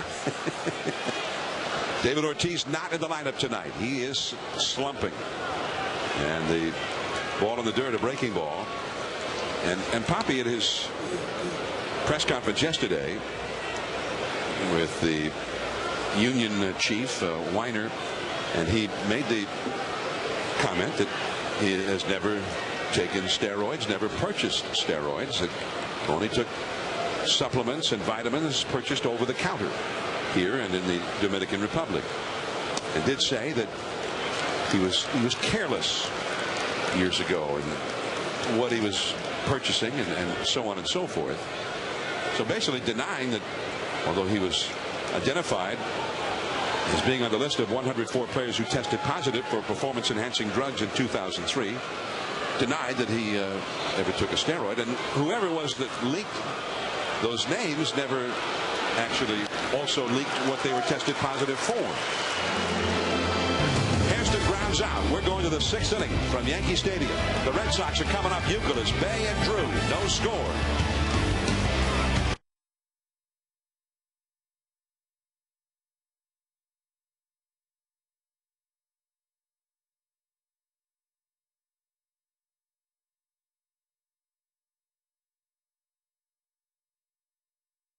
It's beating you-know-who big. No, it's beating you-know-who big. Subway Restaurant's Big Chipotle Cheesesteak is that big. A toasted tower of juicy steak and melted cheese topped with peppers, onions, and spicy Chipotle Southwest sauce. How big is it? It's playing in New York big. Yeah. Over the years, Derek Jeter has had a lot to say about why Ford is different.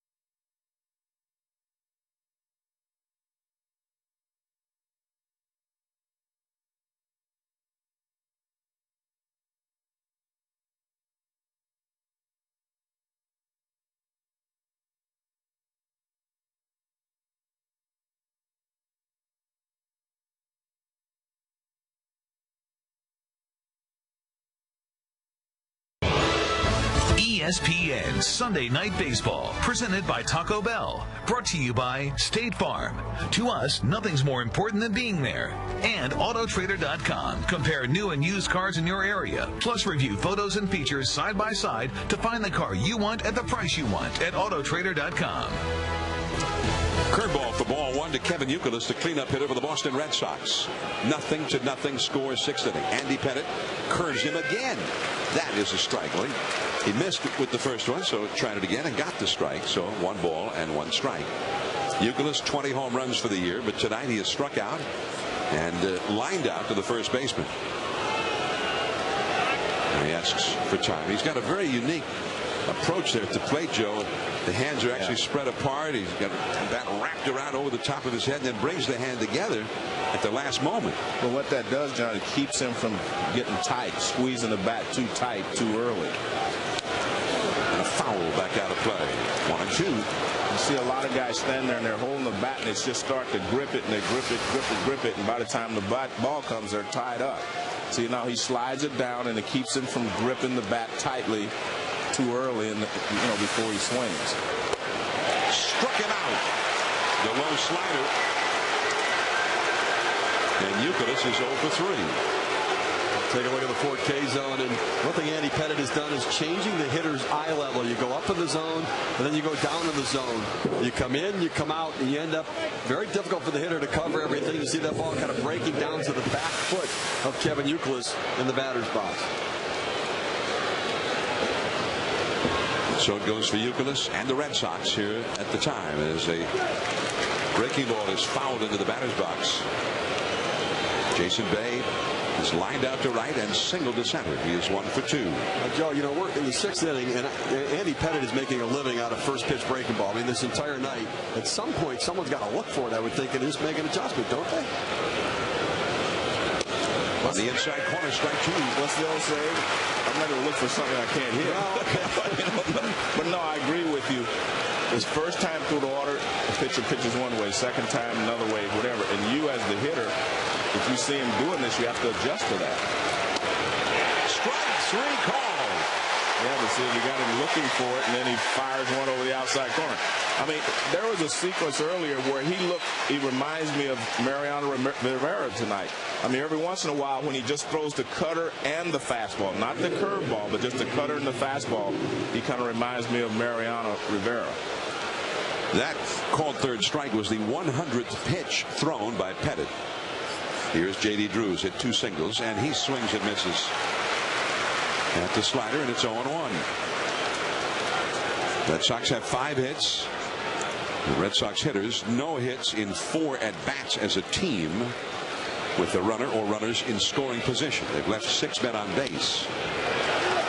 Back out of play so quickly, 0-2. Pettit has had some high-stress innings in the 4th inning. They had the bases loaded. He threw 27 pitches. And here in the 6th inning, though, with his pitch count up over 100, he's having his best inning of the night so far. 2 down, nobody out. The 2-strike pitch. In the dirt outside.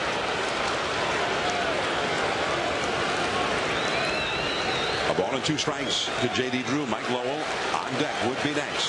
It's been since 1974 that the Red Sox have not been shut out for 30 consecutive innings. Center field, medium deep. Cabrera on the track. Every mistake doesn't go out the ballpark, especially in this big ballpark in center field. That was a mistake. 35 years since they were shut out for 30 straight innings until now.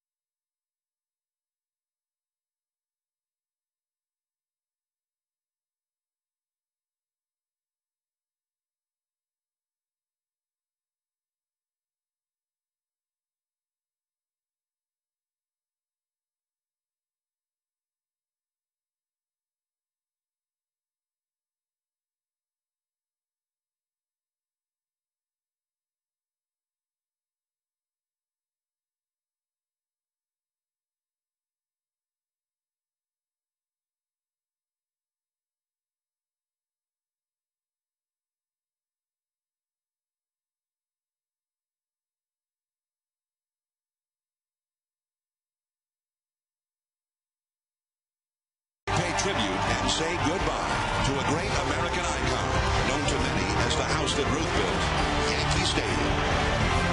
We just want to take this moment to salute you, the greatest fans in the world.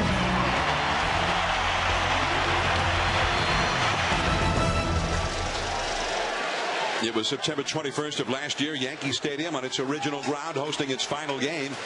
And the winning pitcher for the Yankees that night, fittingly enough, who had won so many big games and big games in October for the Yankees, Andy Pettit. Mariano Rivera at the final out, retiring Baltimore's Brian Roberts. And that was the end of the original Yankee Stadium on its original ground. It had been a different ballpark and then remodeled back in the mid-70s. And that was part of our coverage here in 20 years of covering Major League Baseball on ESPN as September 2008. Stay tuned. We will also announce the first baseman as voted by fans on ESPN.com for our 20th anniversary All-Star team. Derek Jeter, with a 2-0 count, has singled tonight and struck out against John Lester. Lester with 5 strikeouts. And he's off the outside.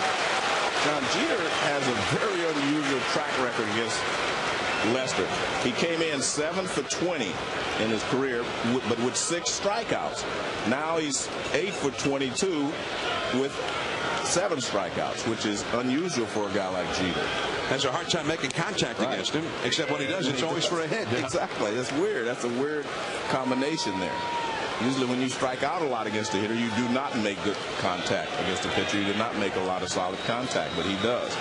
But again, most of the time he stays back through the middle and right center, and that's why he's so good. And when he pulls it, he's out. Nick Green throws him out. And that's a big out with power coming up. Johnny Damon is next, then Mark Teixeira, then A-Rod. And that would have been a big play for Jeter to get on base in a 0-0 game with those big hitters coming up. Time for our Lowe's home team advantage. And the Yankees are 37-17 in their new home. Well, these guys are built for this ballpark, John. I mean, you have a lot of fly ball hitters on this team. You have a lot of strikeout pitchers, and that's what works in this ballpark right now, the way it's constructed. They say they're going to make some changes next year so that jet stream doesn't go out to right field, but they also, in a normal day, they can put 6 left-handed hitters in there to shoot at that right field porch. And that is a Yankee tradition of long standing. Yeah. As Johnny Damon takes ball 1 from John Lester, who has not allowed a base runner since Mark Teixeira singled back in the 4th inning. The dimensions are roughly the same, although they say it actually is a little bit shallower in right center than across the street at the now closed Yankee Stadium. 314 down the right field line, 318 down the left field line. You know, you mentioned to me how big this ballpark looks compared to the other one. And it's twice as big as the other one, but like you said, the capacity is less. This is a 50,000 seat stadium now.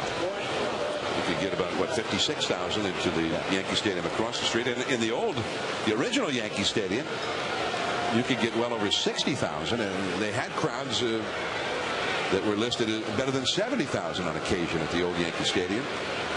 Yeah, remember you were talking about how it used to shake over there when we used to do the games there. This one probably doesn't shake. It trembled on those big home runs in the 2001 World Series on consecutive nights when Tino Martinez one night and Scott Brosius the next night. That was fabulous, wasn't it? Almost miraculous 2-run homers in the bottom of the 9th with a 2-run deficit.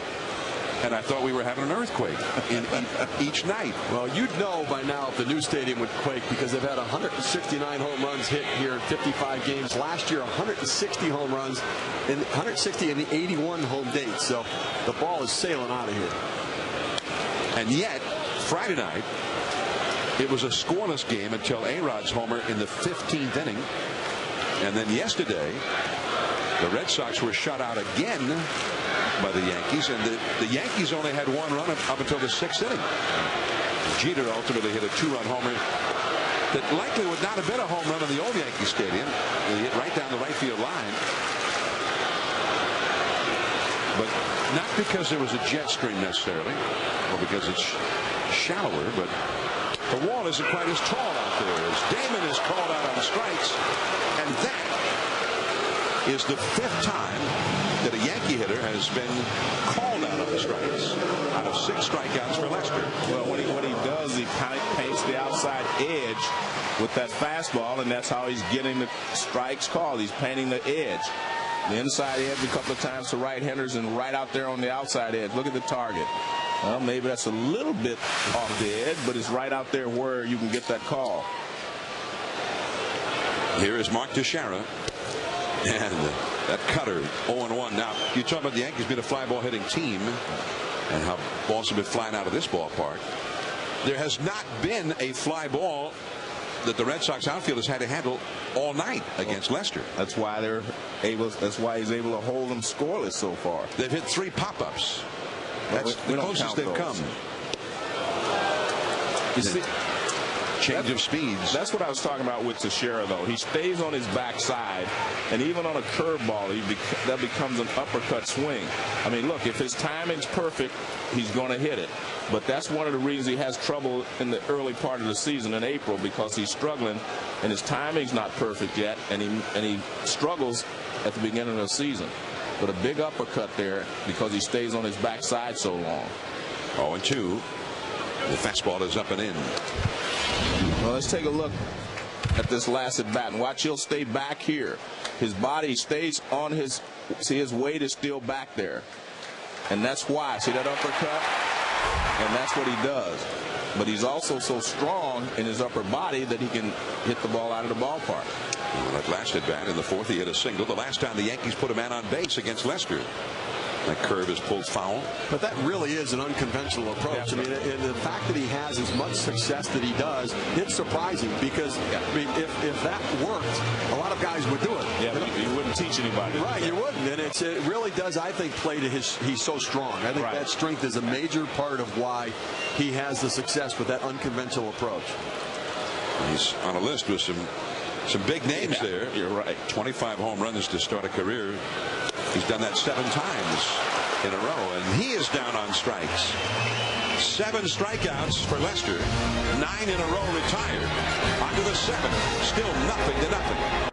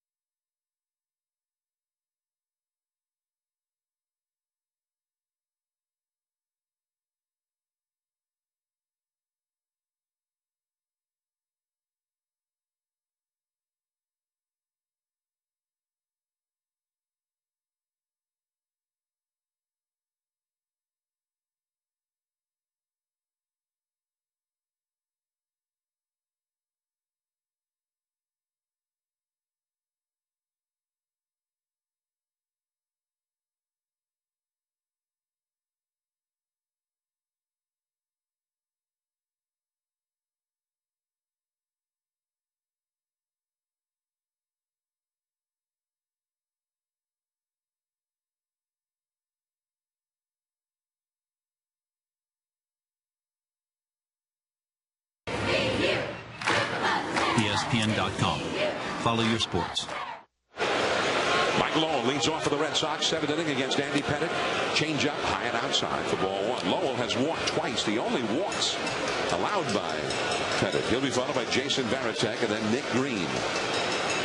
30 consecutive innings without a run for Boston, as the pop-up goes foul and out of play. In 1974, that was a year where the Red Sox had a pretty big lead near the end of August, and they really just fell apart down the stretch. And the race at the end ended up being between Baltimore and the Yankees. The Yankees were sort of a surprise entrant at the end there. The Yankees were 7.5 ahead in late August and finished 7 games back of the Baltimore Orioles. But in that stretch was a one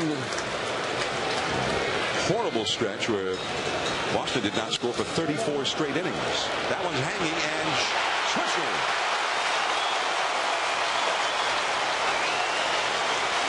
One away. Well, this was a line drive and it looked like it might sink, and maybe Swisher was preparing to dive for it, and it stayed up, so he just tumbled anyway. And I don't mind that, because sometimes it's easier to tumble and stop your body than it is to try to stop quickly. You may strain your muscle or something, but see, the ball just stayed up there, so he just, makes it tumble. He probably had a little gymnastics in his high school days or something. You look at that with a shallow wall in right field. That's taking away a base hit. That another ballpark with a different dimensions where the outfielder plays a little bit deeper. You see that W.B. Mason said, right out here, this is where I think the depth is different now than it was back in the old Yankee Stadium, where I think that the angle of that right center field gap is different. I think it had a different angle. It went a little bit deeper out through that gap than this does here. And that's why you've seen so many home run balls go out to right field. Jason Varitek with a swing and a miss at that Pettit curveball. Varitek is struck out with 2 men on to end the second, and lined out to left with the bases loaded to end the fourth. You see that right center field area, and I think they've measured it, and it is 8 or 10 feet shallower than it was at the old ballpark. Out number 2 as Jerry Hairston throws out Varitek. Now, Pettit had thrown 104 pitches coming into this inning, and the Yankee bullpen has been busy all this while. A little while ago, it was Brian Rooney.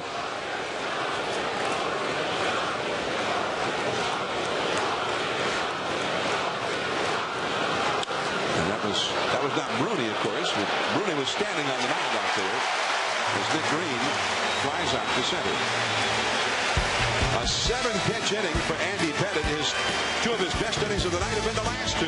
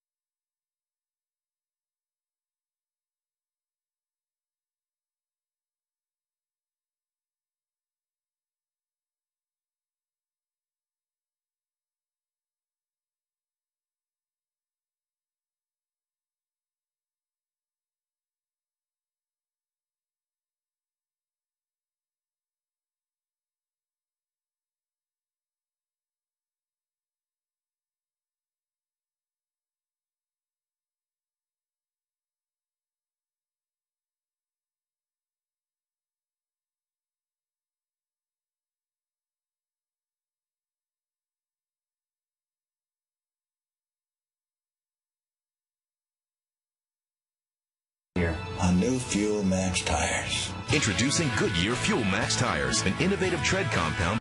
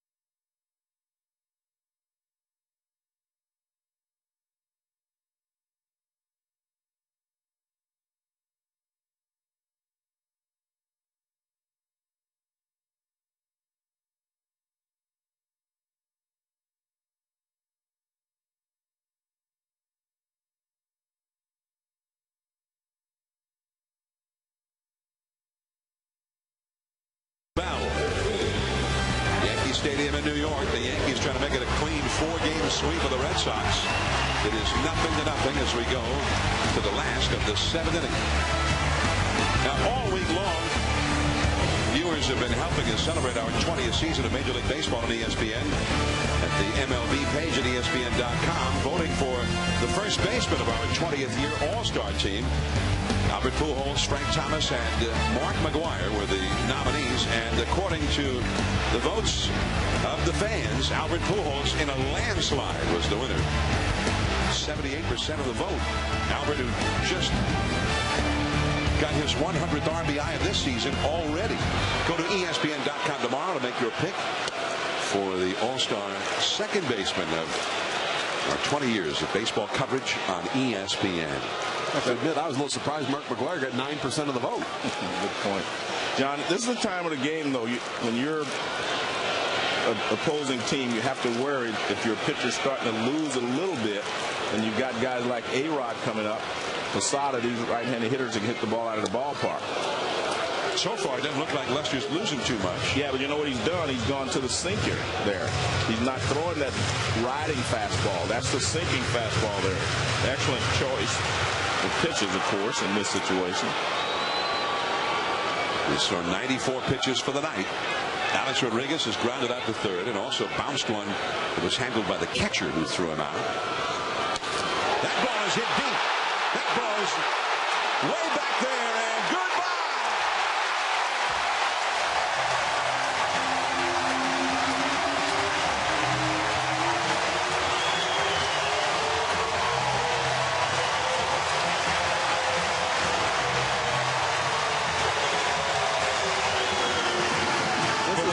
Time in 3 nights, A-Rod breaks a 0-0 tie with a home run. He did it in the 15th inning to end the game on Friday here in the 7th inning against Lester. And there was something about Lester that caused you to make an observation, Joe.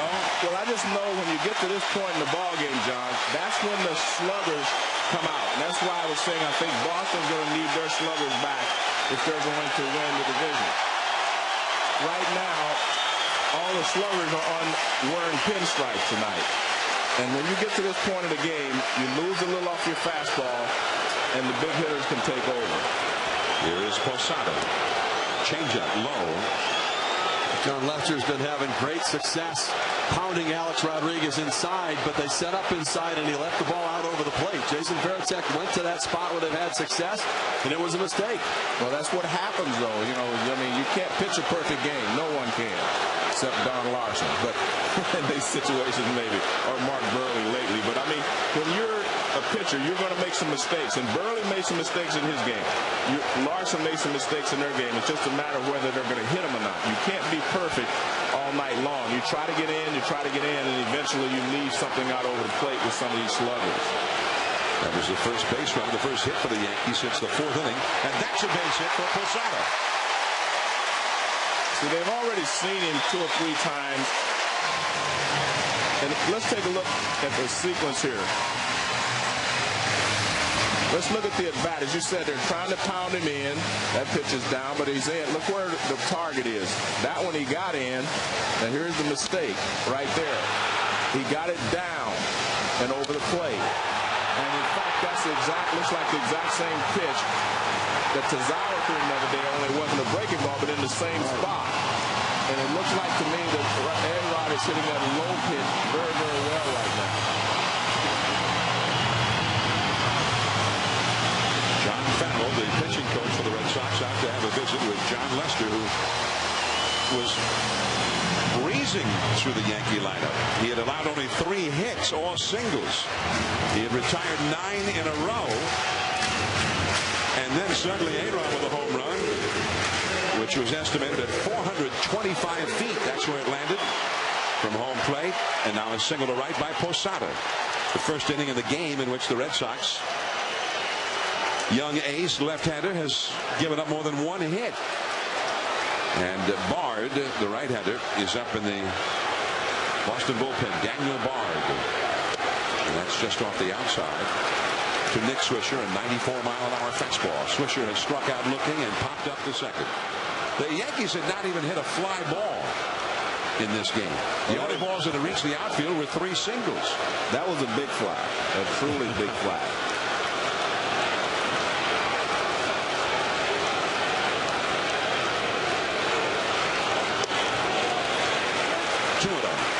To Swisher, who also has power.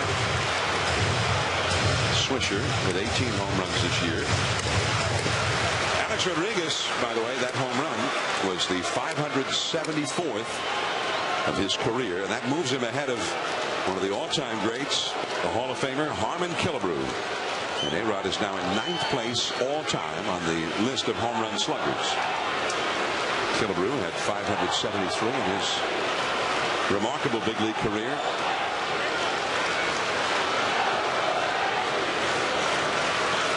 Joe, it goes to your point about Pedroia for the Red Sox being a guy you want to try to get a hit, but it's a hit, a single or a double. For Alex Rodriguez, when he hits it, it goes out of the ballpark. Now, those guys are in scoring position when they walk in the batter's box. He has passed Killebrew tonight, and next on the list is Mark McGwire and then Frank Robinson. Killebrew now 10th place all time. And he passed the former great Yankee Hall of Famer Reggie Jackson earlier this year. And that is a walk. No. Swisher thought it was a walk. Yeah. He took off the first. I was just watching Swisher. I thought he knew. 3-1. Let's take a look at this Ford K zone here and see who was correct. Well, I think the umpire was correct, John. He didn't see the Ford K zone in that one. Well, what happens is they watch where they catch the ball. When you're standing on the side, you look at where the ball is being caught, and he caught it low, but when it crosses the front of the plate, it's above the knees. And off his foot, foul ball, strike 2. Swisher is a guy who gets a lot of walks. He walked 70 times this year. Even though his average was only 245 at game time, his on-base average 379. And you like that. I mean, you know, when you have a guy who's a regular player, I mean, if he can walk and get on base, and then when he does make contact and hit some home runs, you're talking about a guy with 18 home runs and 70 walks. That's a pretty productive player for a guy batting, you know, 6th, 7th in your lineup most nights. Well, Joe Girardi really likes him, and he likes what he does for his ball club, especially down at the bottom of the order. You can hit the ball out of the ballpark or get on base. He does both. That's hit softly to third. Youkilis throws him out with Posada moving over to second. And that is the first out of the inning. The Yankees have a runner in scoring position. The scheduled NASCAR race at Watkins Glen was postponed due to rain today. So now tomorrow at noon, ESPN will have the coverage. Kyle Busch, the defending race champion, will look to score another win and get back into the chase picture. The NASCAR Sprint Cup Series at Watkins Glen.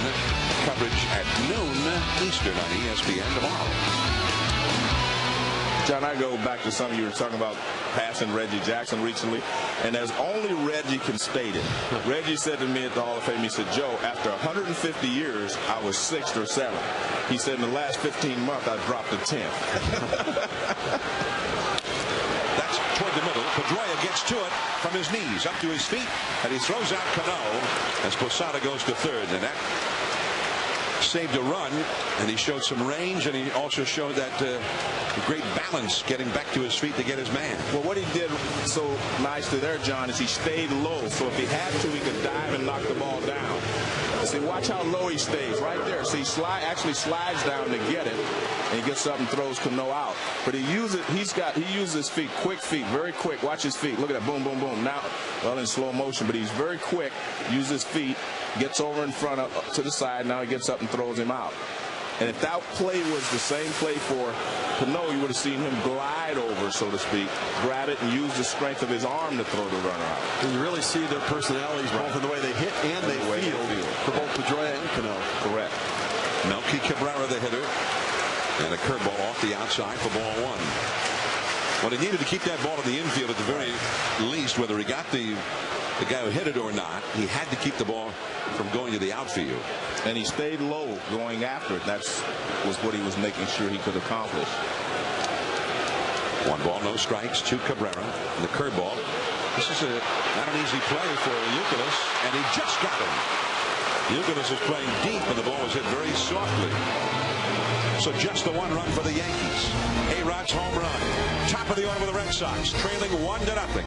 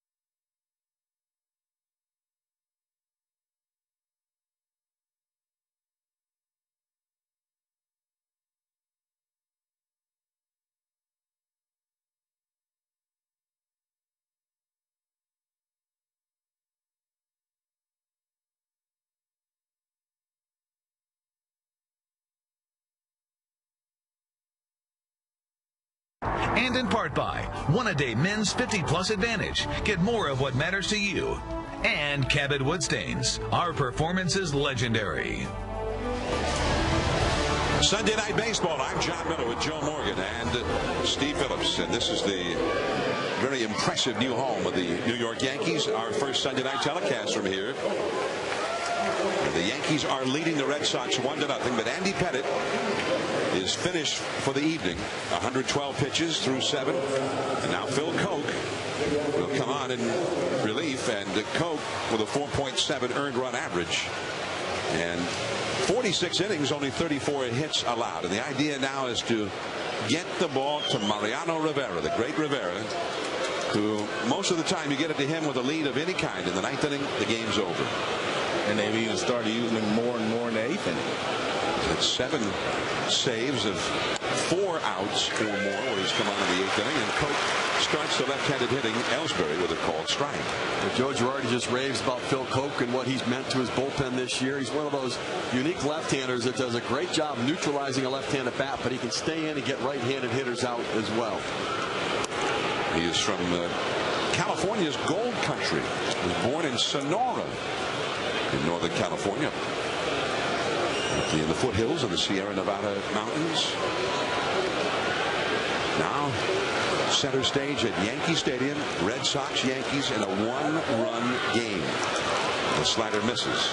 2 balls and a strike to Ellsbury. Jonathan Papelbon, the outstanding Boston closer, he's had nothing to close here for a while.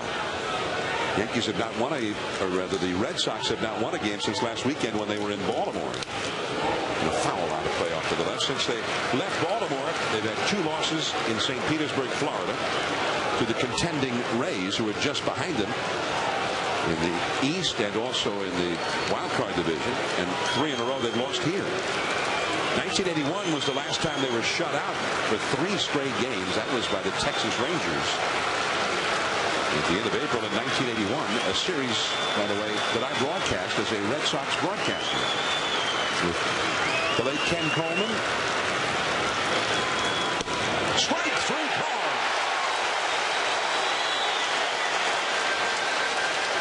a big man to keep off the bases in a one-run game. Now to the studio, Steve Berthume with the Sports Center right now. John, Sunday's World Golf Championship final round turned on the 16th at Firestone. Tiger Woods knocked this 8-iron to within tap-in birdie range, while leader Patty Harrington triple bogeyed the hole. Tiger wins for the second straight week, now heads to the PGA looking for his 15th major. And rain washed out NASCAR's Sprint Cup race at Watkins Glen. You can see the race Monday, noon Eastern on ESPN. Sports Center follows the Red Sox and the Yankees. Dustin Pedroia, the hitter now. Thank you, Steve. And there's ball one. Pedroia has flied out 3 straight times. None of the first 4 Boston hitters in the lineup have reached base in any way. None of the 4 have even hit a force out to reach base. Ellsbury 0 for 3 with a sacrifice bunt. Pedroia is 0 for 3. Victor Martinez on deck is 0 for 3. Cleanup man YANKEES is 0 for 3. And they change up off the outside, which is what Ellsbury thought that pitch called strike 3 was to him. Well, we talked earlier in the game. Bill Miller, the home plate umpire, is a guy who tends to expand the outside part of the plate. That's a big strikeout, though, because Ellsbury getting on, a guy with 50 stolen bases this year, you can manufacture a run. If you're not driving the ball, you're not hitting home runs, the next best thing is get your leadoff man on who can steal. And that's what that call did, is it allowed that at bat to end and not extend it to give Ellsbury a chance to get on base. And John, I was talking about the difference between Cano and Pedroia. Watch how Pedroia, so he jumps into the ball. And that's a base hit in the left center. He takes the big turn at first, and Cabrera hurries the ball back in. And Cano was ready to relay it back to first, but saw that Pedroia had scurried back to the bag. Now watch Pedroia, how he jumps into the ball, and we'll see Cano again in this game, I'm sure. Now watch how he jumps into it. See, look at all the movement there and how hard he swings. A lot different from Cano, but they both get the job done. I mean, he keeps his head on the ball, eyes right there, but he's very aggressive, and he jumps. I mean, he actually jumps into the ball. Not a lot of grace in his swing. No. A lot of grace in Cano. He glides into the ball. But, hey, they both get the job done. A lot of effort at exhibiting brute force. Exactly. So he's aboard. He's the possible tying run. Here is Victor Martinez, 0 for 3 in the game. And a foul. 0-1 the count to Victor Martinez with YANKEES on deck. These are the big guys for the Red Sox, with Big Papi not in the lineup tonight. Ortiz, who has been struggling mightily, who's been in the center of the storm after his name and his former teammate Manny Ramirez's name were leaked to the media on the list of 104 players who tested positive for performance-enhancing drugs 6 years ago. He's been answering questions nightly about that before games, and the Boston clubhouse had the press conference here yesterday, and he allowed us how it has been weighing on him. But this has been the season of his discontent long before his name was ever leaked out there, attached to the performance-enhancing drug tests from 6 years ago. But Terry Francona said he could see that it was weighing on him, and he just looks tired. Since his name was released in that report, hitting 171, and that's gotten worse as time has gone on. The changeup from Koch is up and away, 1-2 to Martinez. I'm a little bit surprised that Joe Girardi doesn't have Rivera up in this situation. I mean, you've got a 1-0 game, and to sweep the Boston Red Sox, I mean, this is one of those days that if you get in trouble in the 8th inning, you may want to bring Rivera in for that 4-out. Now, he's up and stretching a little bit, but has not thrown yet. And I think it's going to be difficult to get ready quickly enough to handle the situation if they need him. And that slider on the hands pulled foul by Victor Martinez. 1 ball, 2 strikes. Well, he may not want to get him up right now, Steve, because yesterday he got him up. He was going to pitch the 9th inning, and the Yankees scored 3 more runs, you know, to put it out of a save situation, and he sat back down. So he threw a lot yesterday, and maybe that's why he doesn't want to use him in this 4-out save or 5-out save today, because he was ready to come in, and all of a sudden Derek Jeter hit a home run to cap off the inning. Dangerous and powerful Victor Martinez. A ball and 2 strikes. That ball is hit well. That ball is way back there. It's on its way, and adios! A 2-run homer for Martinez. And that bolt of lightning is what the Red Sox have been lacking for several days. For the first time since Thursday night, they have scored a run, and now they lead the Yankees 2-1.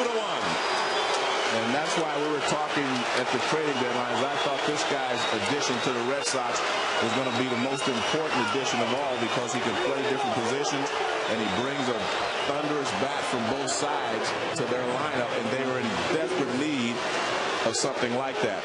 Well, this pitch ends up hanging right in the middle of the plate.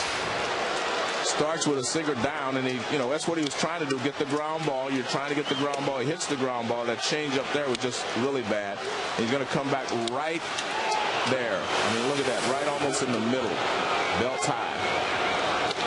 It was interesting to me that the 2 breaking balls that Martinez swung at and fouled off, he was way out in front and pulled them down the line.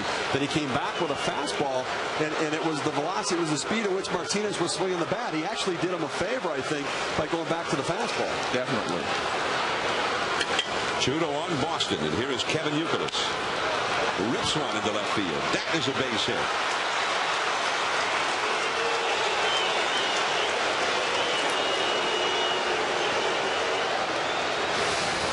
You take a look at Martinez here, and he ends up getting the fastball over the plate. The 2 pitches before that he swung at, he pulled him into the stands down the left field line on the breaking balls, but he got the fastball and drove it. Not a lot of wasted movement there. So with power from both sides of the plate, he can hit for average. And I agree, earlier we talked about he is going to be a leader on this team. He really wants to contribute. Big Papi appreciates it. Now, ordinarily, we would have expected to see Phil Hughes in the 8th inning. He's become the 8th inning setup man for the Yankees, especially in a 1-run game, as the bridge to Mariano Rivera to close the game. But they had the 15-inning game on Friday, and Phil Hughes worked in that game. He also worked yesterday. He worked just briefly in each of those games. Yeah, but he did get all heated up and warmed up for each game. Chad Godin, just acquired from the San Diego Padres, is now up in the Yankee bullpen, just placed on the roster today after his acquisition. Well, Hughes pitched 1/3 of an inning in relief of Sabathia yesterday in the 8th inning. But I'm also, like Steve, what would it mean to sweep the Red Sox? So you have to break out all stops, that's so much all hands on deck kind of thing. And maybe use Phil Hughes for 1/3 of an out again, and then let Mariano Rivera get a 4-out save. Jason Bay, the hitter. That's hit very softly. Jeter gets one. Cano to first. Double play. And that's that quick release that he has at second base with something on it. Mazeroski-like. Yeah, but with a stronger arm. But Victor Martinez has launched one. And the Boston Red Sox are leading 2-1.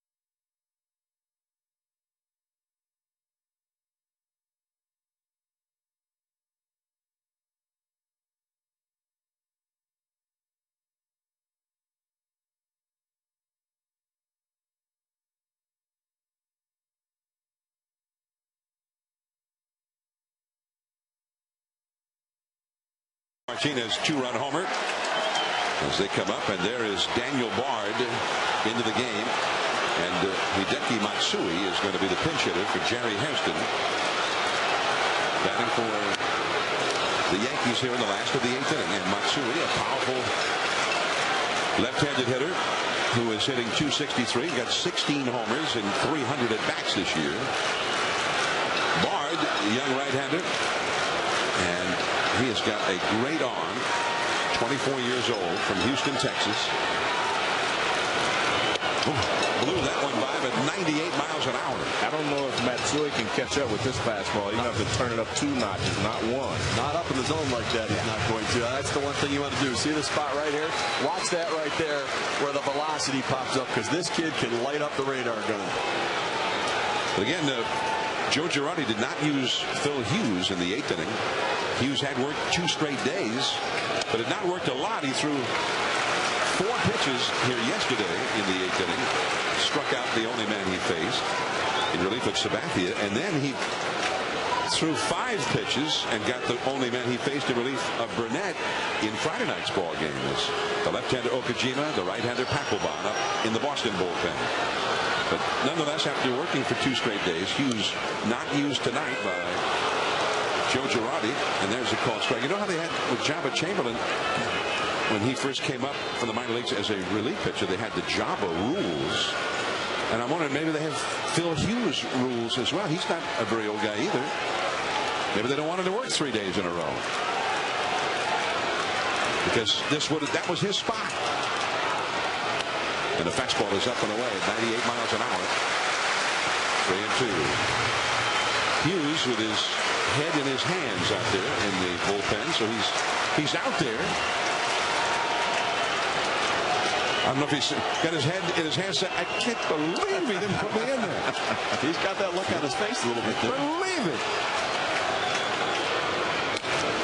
Right to the second baseman Pedroia, down to his right knee to get it, and Matsui is out number 1. Major League Baseball congratulates the Los Angeles Urban Youth Academy junior and senior boys, 2 different teams, the junior and senior boys, on winning the championships of the 2009 RBI World Series presented by KPMG. And we add our congratulations to the Los Angeles Urban Youth Academy junior and senior boys, both victorious at the RBI World Series. Here's Derek Jeter. The Yankees trailing 2-1 in the 8th inning, after being shut out for 31 consecutive innings by Yankee pitching. It was Victor Martinez, the man they acquired just before the trading deadline, in a blockbuster trade, and I think one that caught a lot of people by surprise. And it was Victor Martinez, 2-run homer, that has put the Red Sox ahead, and he did it against his new arch rival, the Yankees. Check swing, and that ball inadvertently ends up a fair ball, and Bard retires Jeter. He didn't mean to swing. A little bit of an excuse me as he checks the swing, and this kind of velocity, you've got to get yourself going a little bit, and if you move out of the way, you don't have that ability to check your swing, look out, and control where the bat is. Derek Jeter says, ow, this thing's getting in on my hands right here. It's going to take a bite out of me. And yeah, he said ouch right there. And Joe, with this kind of velocity, what do you do as a hitter? I mean, you have to speed yourself up. Well, you don't think about that. You want the bat, you want to swing quicker, not harder. Quicker, not harder. Johnny Damon, 2 down and nobody on. Bard pitched in the 15-inning game here on Thursday night. He got the last 2 outs of the 9th inning. Threw 18 pitches in that game. He's only given up 1 home run this year, but that was on Tuesday night in St. Petersburg, Florida. That ball is crushed. Way back. It's gone. And now he's given up another one.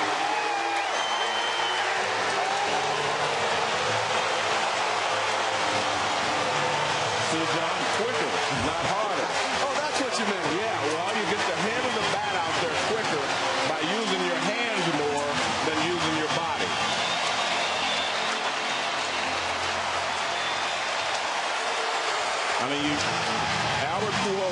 to tell you, swing quicker. And what you do is use your hands more so that your hands are quicker, not your body. When you swing hard, you use your body.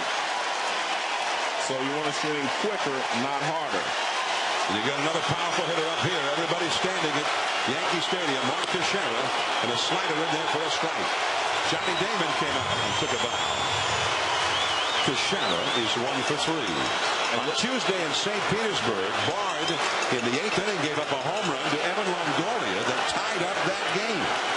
A game that the Rays eventually won. That ball is hit high in the air. Down the right field line. Into the corner. On its way. Goodbye. Second down.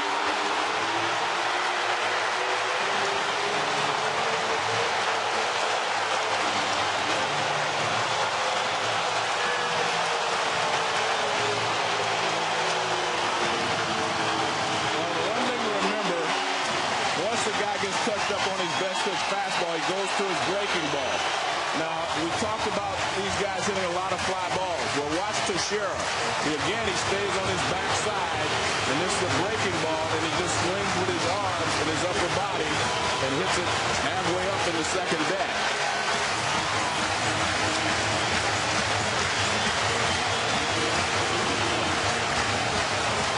All right, let's take a look at Johnny Damon. This is a low fastball. And remember, I said these guys hit a lot of fly balls. Even though the ball is down, you'll see Damon get the ball in the air. Now watch, the pitch is down, but he still gets it in the air because he's a fly ball hitter. That's the way he is. And watch the slide upwards up there. I mean, that's what these Yankee hitters are. They're fly ball hitters, and this guy suits them perfectly. See, that's a fly ball in the right center field. It goes over the wall. Now watch him stay on his backside. See how he drops his back shoulder? And he gets underneath it. Ball 1 to Alex Rodriguez. It was A-Rod who homered leading off the 7th against Lester for the first run of the game. Now he comes up after consecutive home runs by Damon and Teixeira within a span of 3 pitches by Daniel Bard.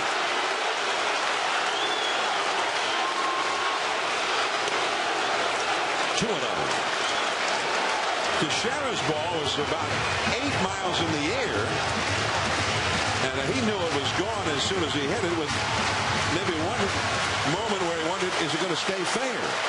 But it was plenty fair and way up into the second deck. His 29th home run this year.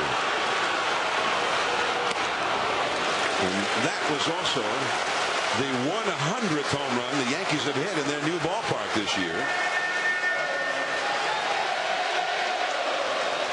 Now, they are new teammates. This is their first year they've played together, and yet already 6 times, Damon, who has 21 homers, and Teixeira, with 29, have gone back-to-back and cheek to cheek, as the Yankee broadcaster John Sterling likes to say. Yeah, but that's a Yankee record. What about Mantle and Maris? The great Rivera, as you would expect, is up in the Yankee bullpen. They did not use Hughes for the 8th inning. They will use Mariano Rivera in the 9th. 3-1 to A-Rod. And he walks. I'll tell you, Johnny Damon is having some kind of year this year. Mark Teixeira as well. And this Yankee offense, so many weapons.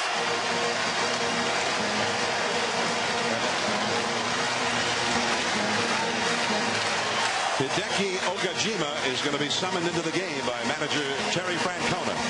Damon and Teixeira both going yard. 3-2 Yankees. We'll be back.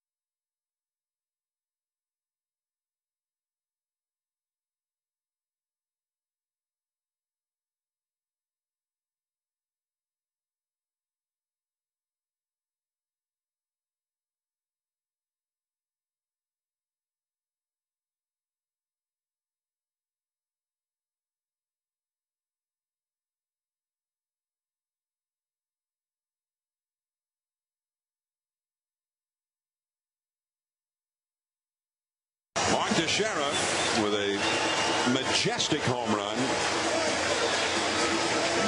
A Ruthian clout, yeah, here at the new Yankee Stadium. But John, watch, he stays on his backside, like I told you, but watch that back shoulder, how it goes underneath. And this is why he hits so many fly balls. Look where that back shoulder is. Everything uppercut. I mean, that's why he hits so many fly balls. That's why he hits the ball out of the ballpark. He stays on his backside, and he's going to get more balls in the air than anyone because of it.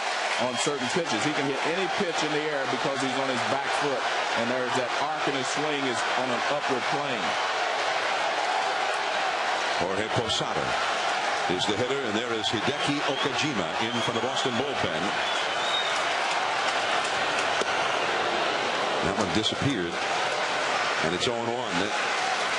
Okajima ordinarily comes in when the Red Sox are leading by 1, 2, 3 runs late in the game, as Damon and Teixeira compare home run notes. It was Damon into right center, and then Teixeira launched one. His soaring blast into the second deck. The Red Sox had the lead just for a few minutes. And that fastball is in there for a strike. Marty Aronoff says they had the lead for 10 minutes. Was it that long? Fleeting glory for Victor Martinez. Yeah. Well, it looked like it was fleeting glory for A-Rod also for a moment there. A-Rod homered in the 7th, and the Yankees had the first lead of the game, 1-0. And that lead lasted just a few minutes until Victor Martinez' 2-run homer in the 8th. And that lead lasted for 10 minutes until Teixeira followed Damon's homer to put the Yankees ahead. And that's down the right field line into the corner. Extra bases for Posada. Drew gets it back in. A-Rod stops at third. A stand-up double for Posada, and the hits just keep on coming for the Yankees. Well, I was watching Alex run there. He definitely is not running well. I mean, he normally would have been able to score. You know, the healthy Rodriguez maybe or give it a chance to score on that play. But from first base, I was watching him, and when he gets halfway to third, it's like he's running out of gas or it's starting to hurt him, and he has to slow down. Now watch, this is, he starts on, well, see right there, you can see he's got a little hitch in that get along, and right there he just slows up. He can't make it. His stride's not as long as it was before. Right. It's almost like he's shortening his stride, because if he gives the full extension, he's going to feel something in that hip. So now the Yankees with a 1-run lead, which often is plenty enough for Mariano Rivera, but they're threatening to open it up still more. Swisher the hitter. And that, Swisher says, hit him in the shirt. But Bill Miller, the plate umpire, didn't think so. Yeah, but I mean, if you're Swisher, right, why do you want to hit? Right, stay there. Why do you don't want to hit? You got 2 runners in scoring position. Yeah. Why wouldn't I want to hit? I don't get that. Yeah, and the man on deck is a left-handed hitter. But I mean, forget who's on deck. I'm the hitter. I want to drive in those runs. There is Cano. Yeah. That's that old saying, and we'll leave it up to the next guy. So watch Nick Swisher. He looks up to the sky in every at-bat before the pitch comes in, and an honor to his grandparents that helped raise him. Did that hit him? I guess not. 2-0 count this way. Well, he may not be interested in pitching to him anyway. Yeah. But I would be interested in hitting. I mean, you got runners at second and third. Nick Swisher, grandparents raised him, and he looks up to the sky before every at-bat and after every hit. In remembrance of the grandparents. Ooh. Right up the middle. Base hit. A-Rod scores. Posada scores. 5-2 Yankees. And Swisher, who wanted to go to first base, has to settle for the 2 RBI single instead. Maybe he still thought he was playing with the A's. He just wanted to get on base. Well, a good job by Swisher after initially not wanting to go. Fastball in, and he doesn't drill it, but he hits it up the middle for a base hit to center field. And Posada and A-Rod both come in to score. Give the Yankees a little padding for that lead. So 4 runs are in for the Yankees. And here is Cano, who was 0 for 3. 5-2 Yankees. This has been another aspect of Boston's bad week. They've lost 5 in a row coming into play tonight. Their bullpen, which was a great source of strength earlier this year, has been getting beat up and really overtaxed. 4 2/3 here on Thursday as John Smoltz got knocked out early. 7 2/3 innings on Friday in relief. That's a base hit. Everybody's doing it. 6 straight Yankees have reached base, and all of this happened after there were 2 down with nobody on base. We saw those bullpen numbers, and Red Sox were the best bullpen in the American League statistically, but it's gotten away from them because they're pitching their guys out of the pen because they have to, not because they want to. They get short outings, they go extra innings, and the more work you get, the more fatigue you get, the more you get yourself into trouble. John Farrell out there trying to calm them down. They don't want to have to go to the pen for another pitcher here. Hopefully Kojima can get them out of this inning.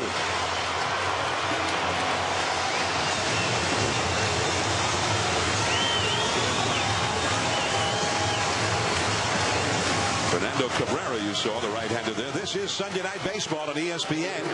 We're at Yankee Stadium in New York, the 4th game of the series, and the Red Sox, in a 0-0 tie, finally scored a run, their first run since the 9th inning on Thursday night when Victor Martinez hit a 2-run homer. That was 1 inning after A-Rod had homered for the first run of the game, and it put the Yankees ahead. We have a seesaw battle going here. A night that it belonged to the pitchers. Andy Pettit of the Yankees, who had 7 shutout innings. Lester of the Red Sox, who had a shutout until A-Rod's home run leading off the 7th. But now here in the 8th inning, Damon homered to tie it. Teixeira right after that homer to give the Sox the lead. And now 2 runs later, they've got 2 men on, 2 men out. And the ball hit foul by Melky Cabrera, who is the 9th batter of the inning. After the first 2 hitters, Hideki Matsui, a pinch hitter, Derek Jeter, both grounded out against Daniel Bard. That is when the Yankees erupted. They have scored 4 times here in the 8th inning so far, all after 2 were down. Jeter grounded out and didn't even mean to swing the bat. He checked his swing, and the ball inadvertently glanced off the bat back to the pitcher. And no Yankee has been retired since then. And that curveball down and in to Melky Cabrera. Mark Teixeira, after Damon's homer tied the game, launched a spectacular aerial shot to right field up into the second deck. That one followed, it traced the arc of the Matterhorn over in Switzerland. A definite majestic blast. Off the fists, Nick Green. And he throws out Cabrera, and at long last the inning is over. It was 2-1 Boston for just a few minutes until Johnny Damon homered to tie the game. 2 pitches later, Teixeira. And the Yankees are back ahead. Home run derby in the Bronx. On to the 9th inning, the great Rivera coming in.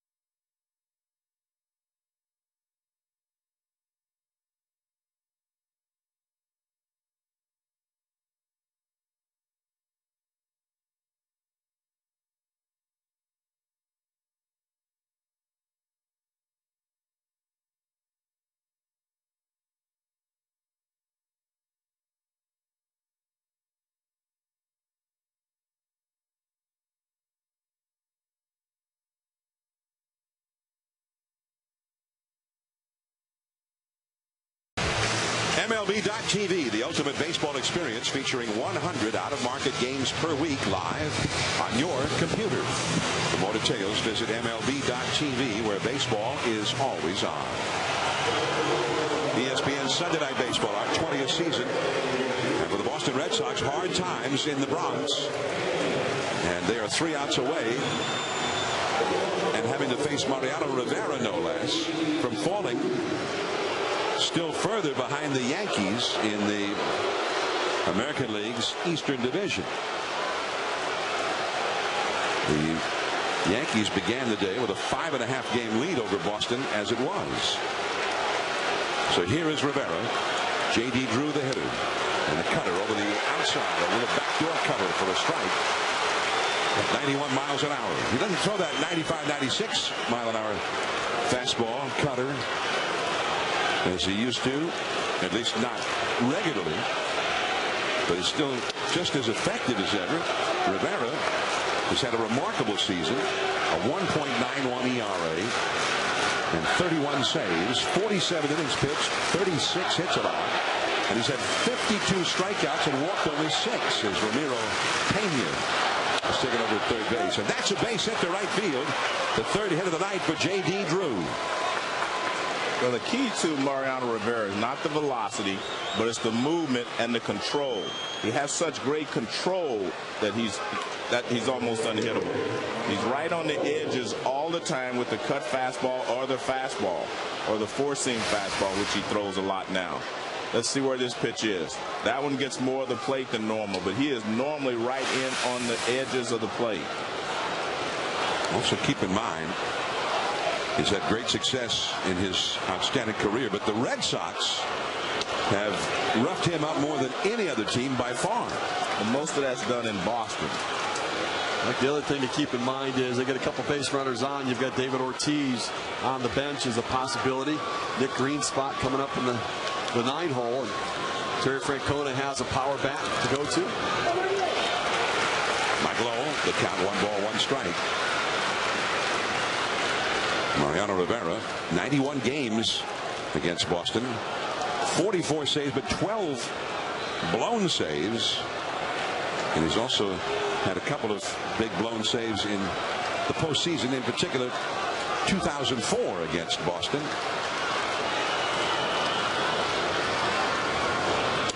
And that's what happened to that wide strike zone. That's that cut fastball right off the corner of the plate right there. It did not get the call. And that really can change it at bat. That goes from a 1-2 count to a 1-2 count in a significant advantage for Rivera. So now 2 balls and 1 strike to Lowell. He's walked twice and flied out to right. This is to right to Swisher. 1-0.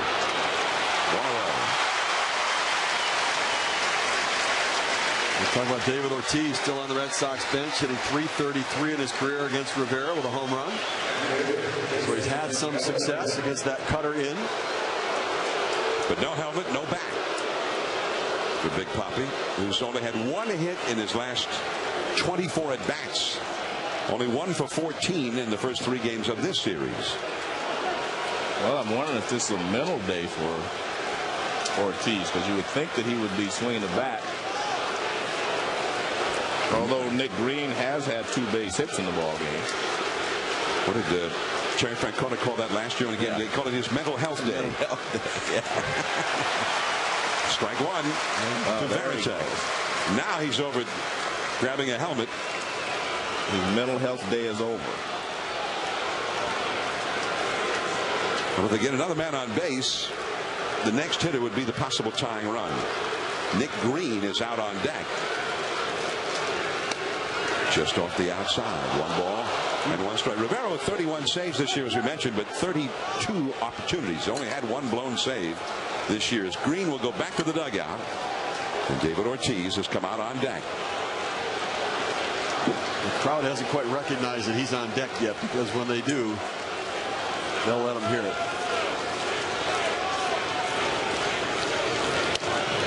No, again.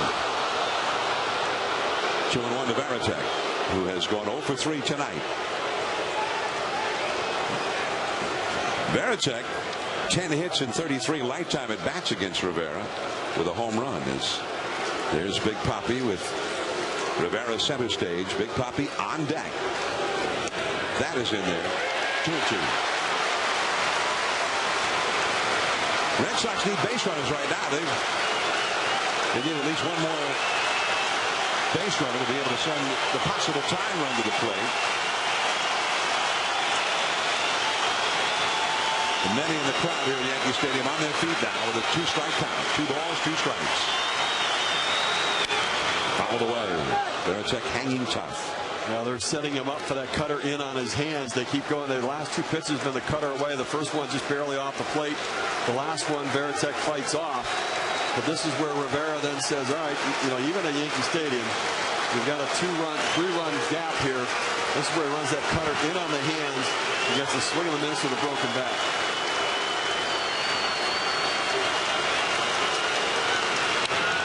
And back to the screen again. Trying to get him to roll over the top of it and maybe get a double play ball right here. I think that's what he's more interested in, is the ground ball, because no matter what you say, you don't want to face Big Papi unless you have to. Slump and everything, he's still a presence. Darn right. That's what the point you were making when you found out he wasn't playing. He's still a presence. There's that cutter on the hands, and that's yanked foul. So he is hanging in there against Mariano Rivera. There's nothing that Rivera has that Veritek hasn't seen before many, many times. And that's one of the reasons that some of the Red Sox have had some success against him. They've seen him so often. Now you've got him speeding up on the inside part of the plate. The question is, does he go back away? Going in. He struck him out.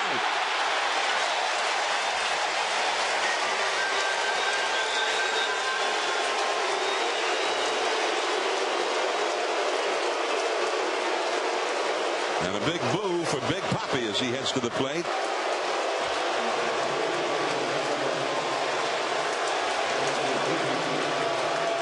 Well, if you're Joe Girardi, this is the way you want to face him, even though he has struggled. He can only bring you within 1 run with a home run. He can bring Boston within 1 run. That's why it was so important for him to be able to get Veritek out. 8 hits in 24 career at-bats against Mariano Rivera for David Ortiz.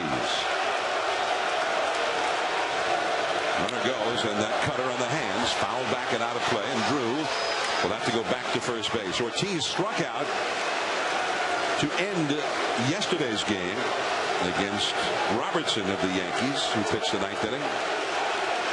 And he's had 1 hit and 14 at-bats in this series, 1 for his last 24 for the week against 2 contenders in the division.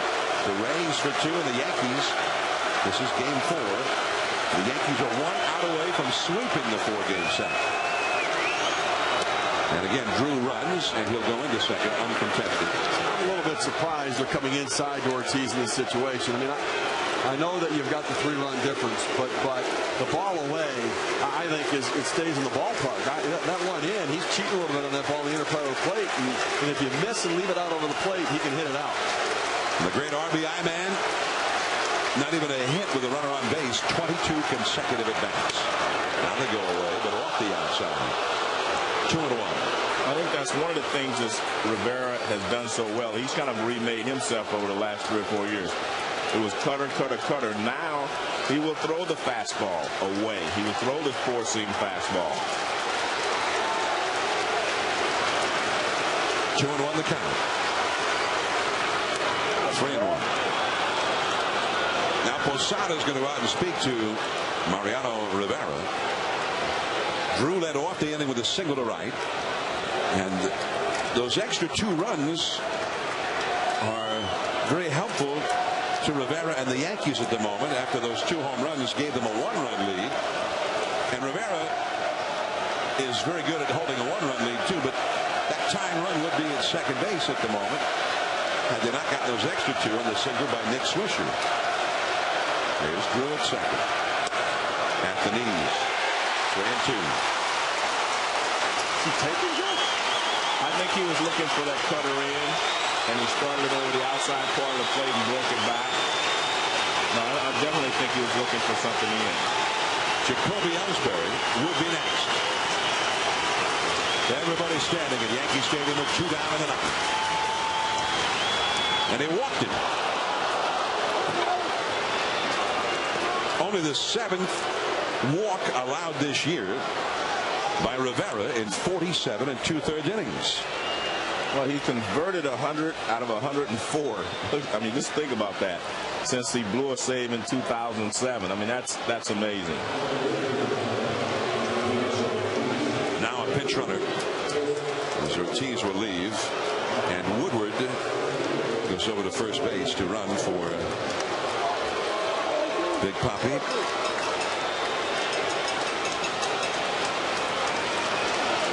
Chris Woodward called up as they put Jed Lowry on the disabled list again. So Woodward over there at first, and here's Ellsbury. Off the fists, foul.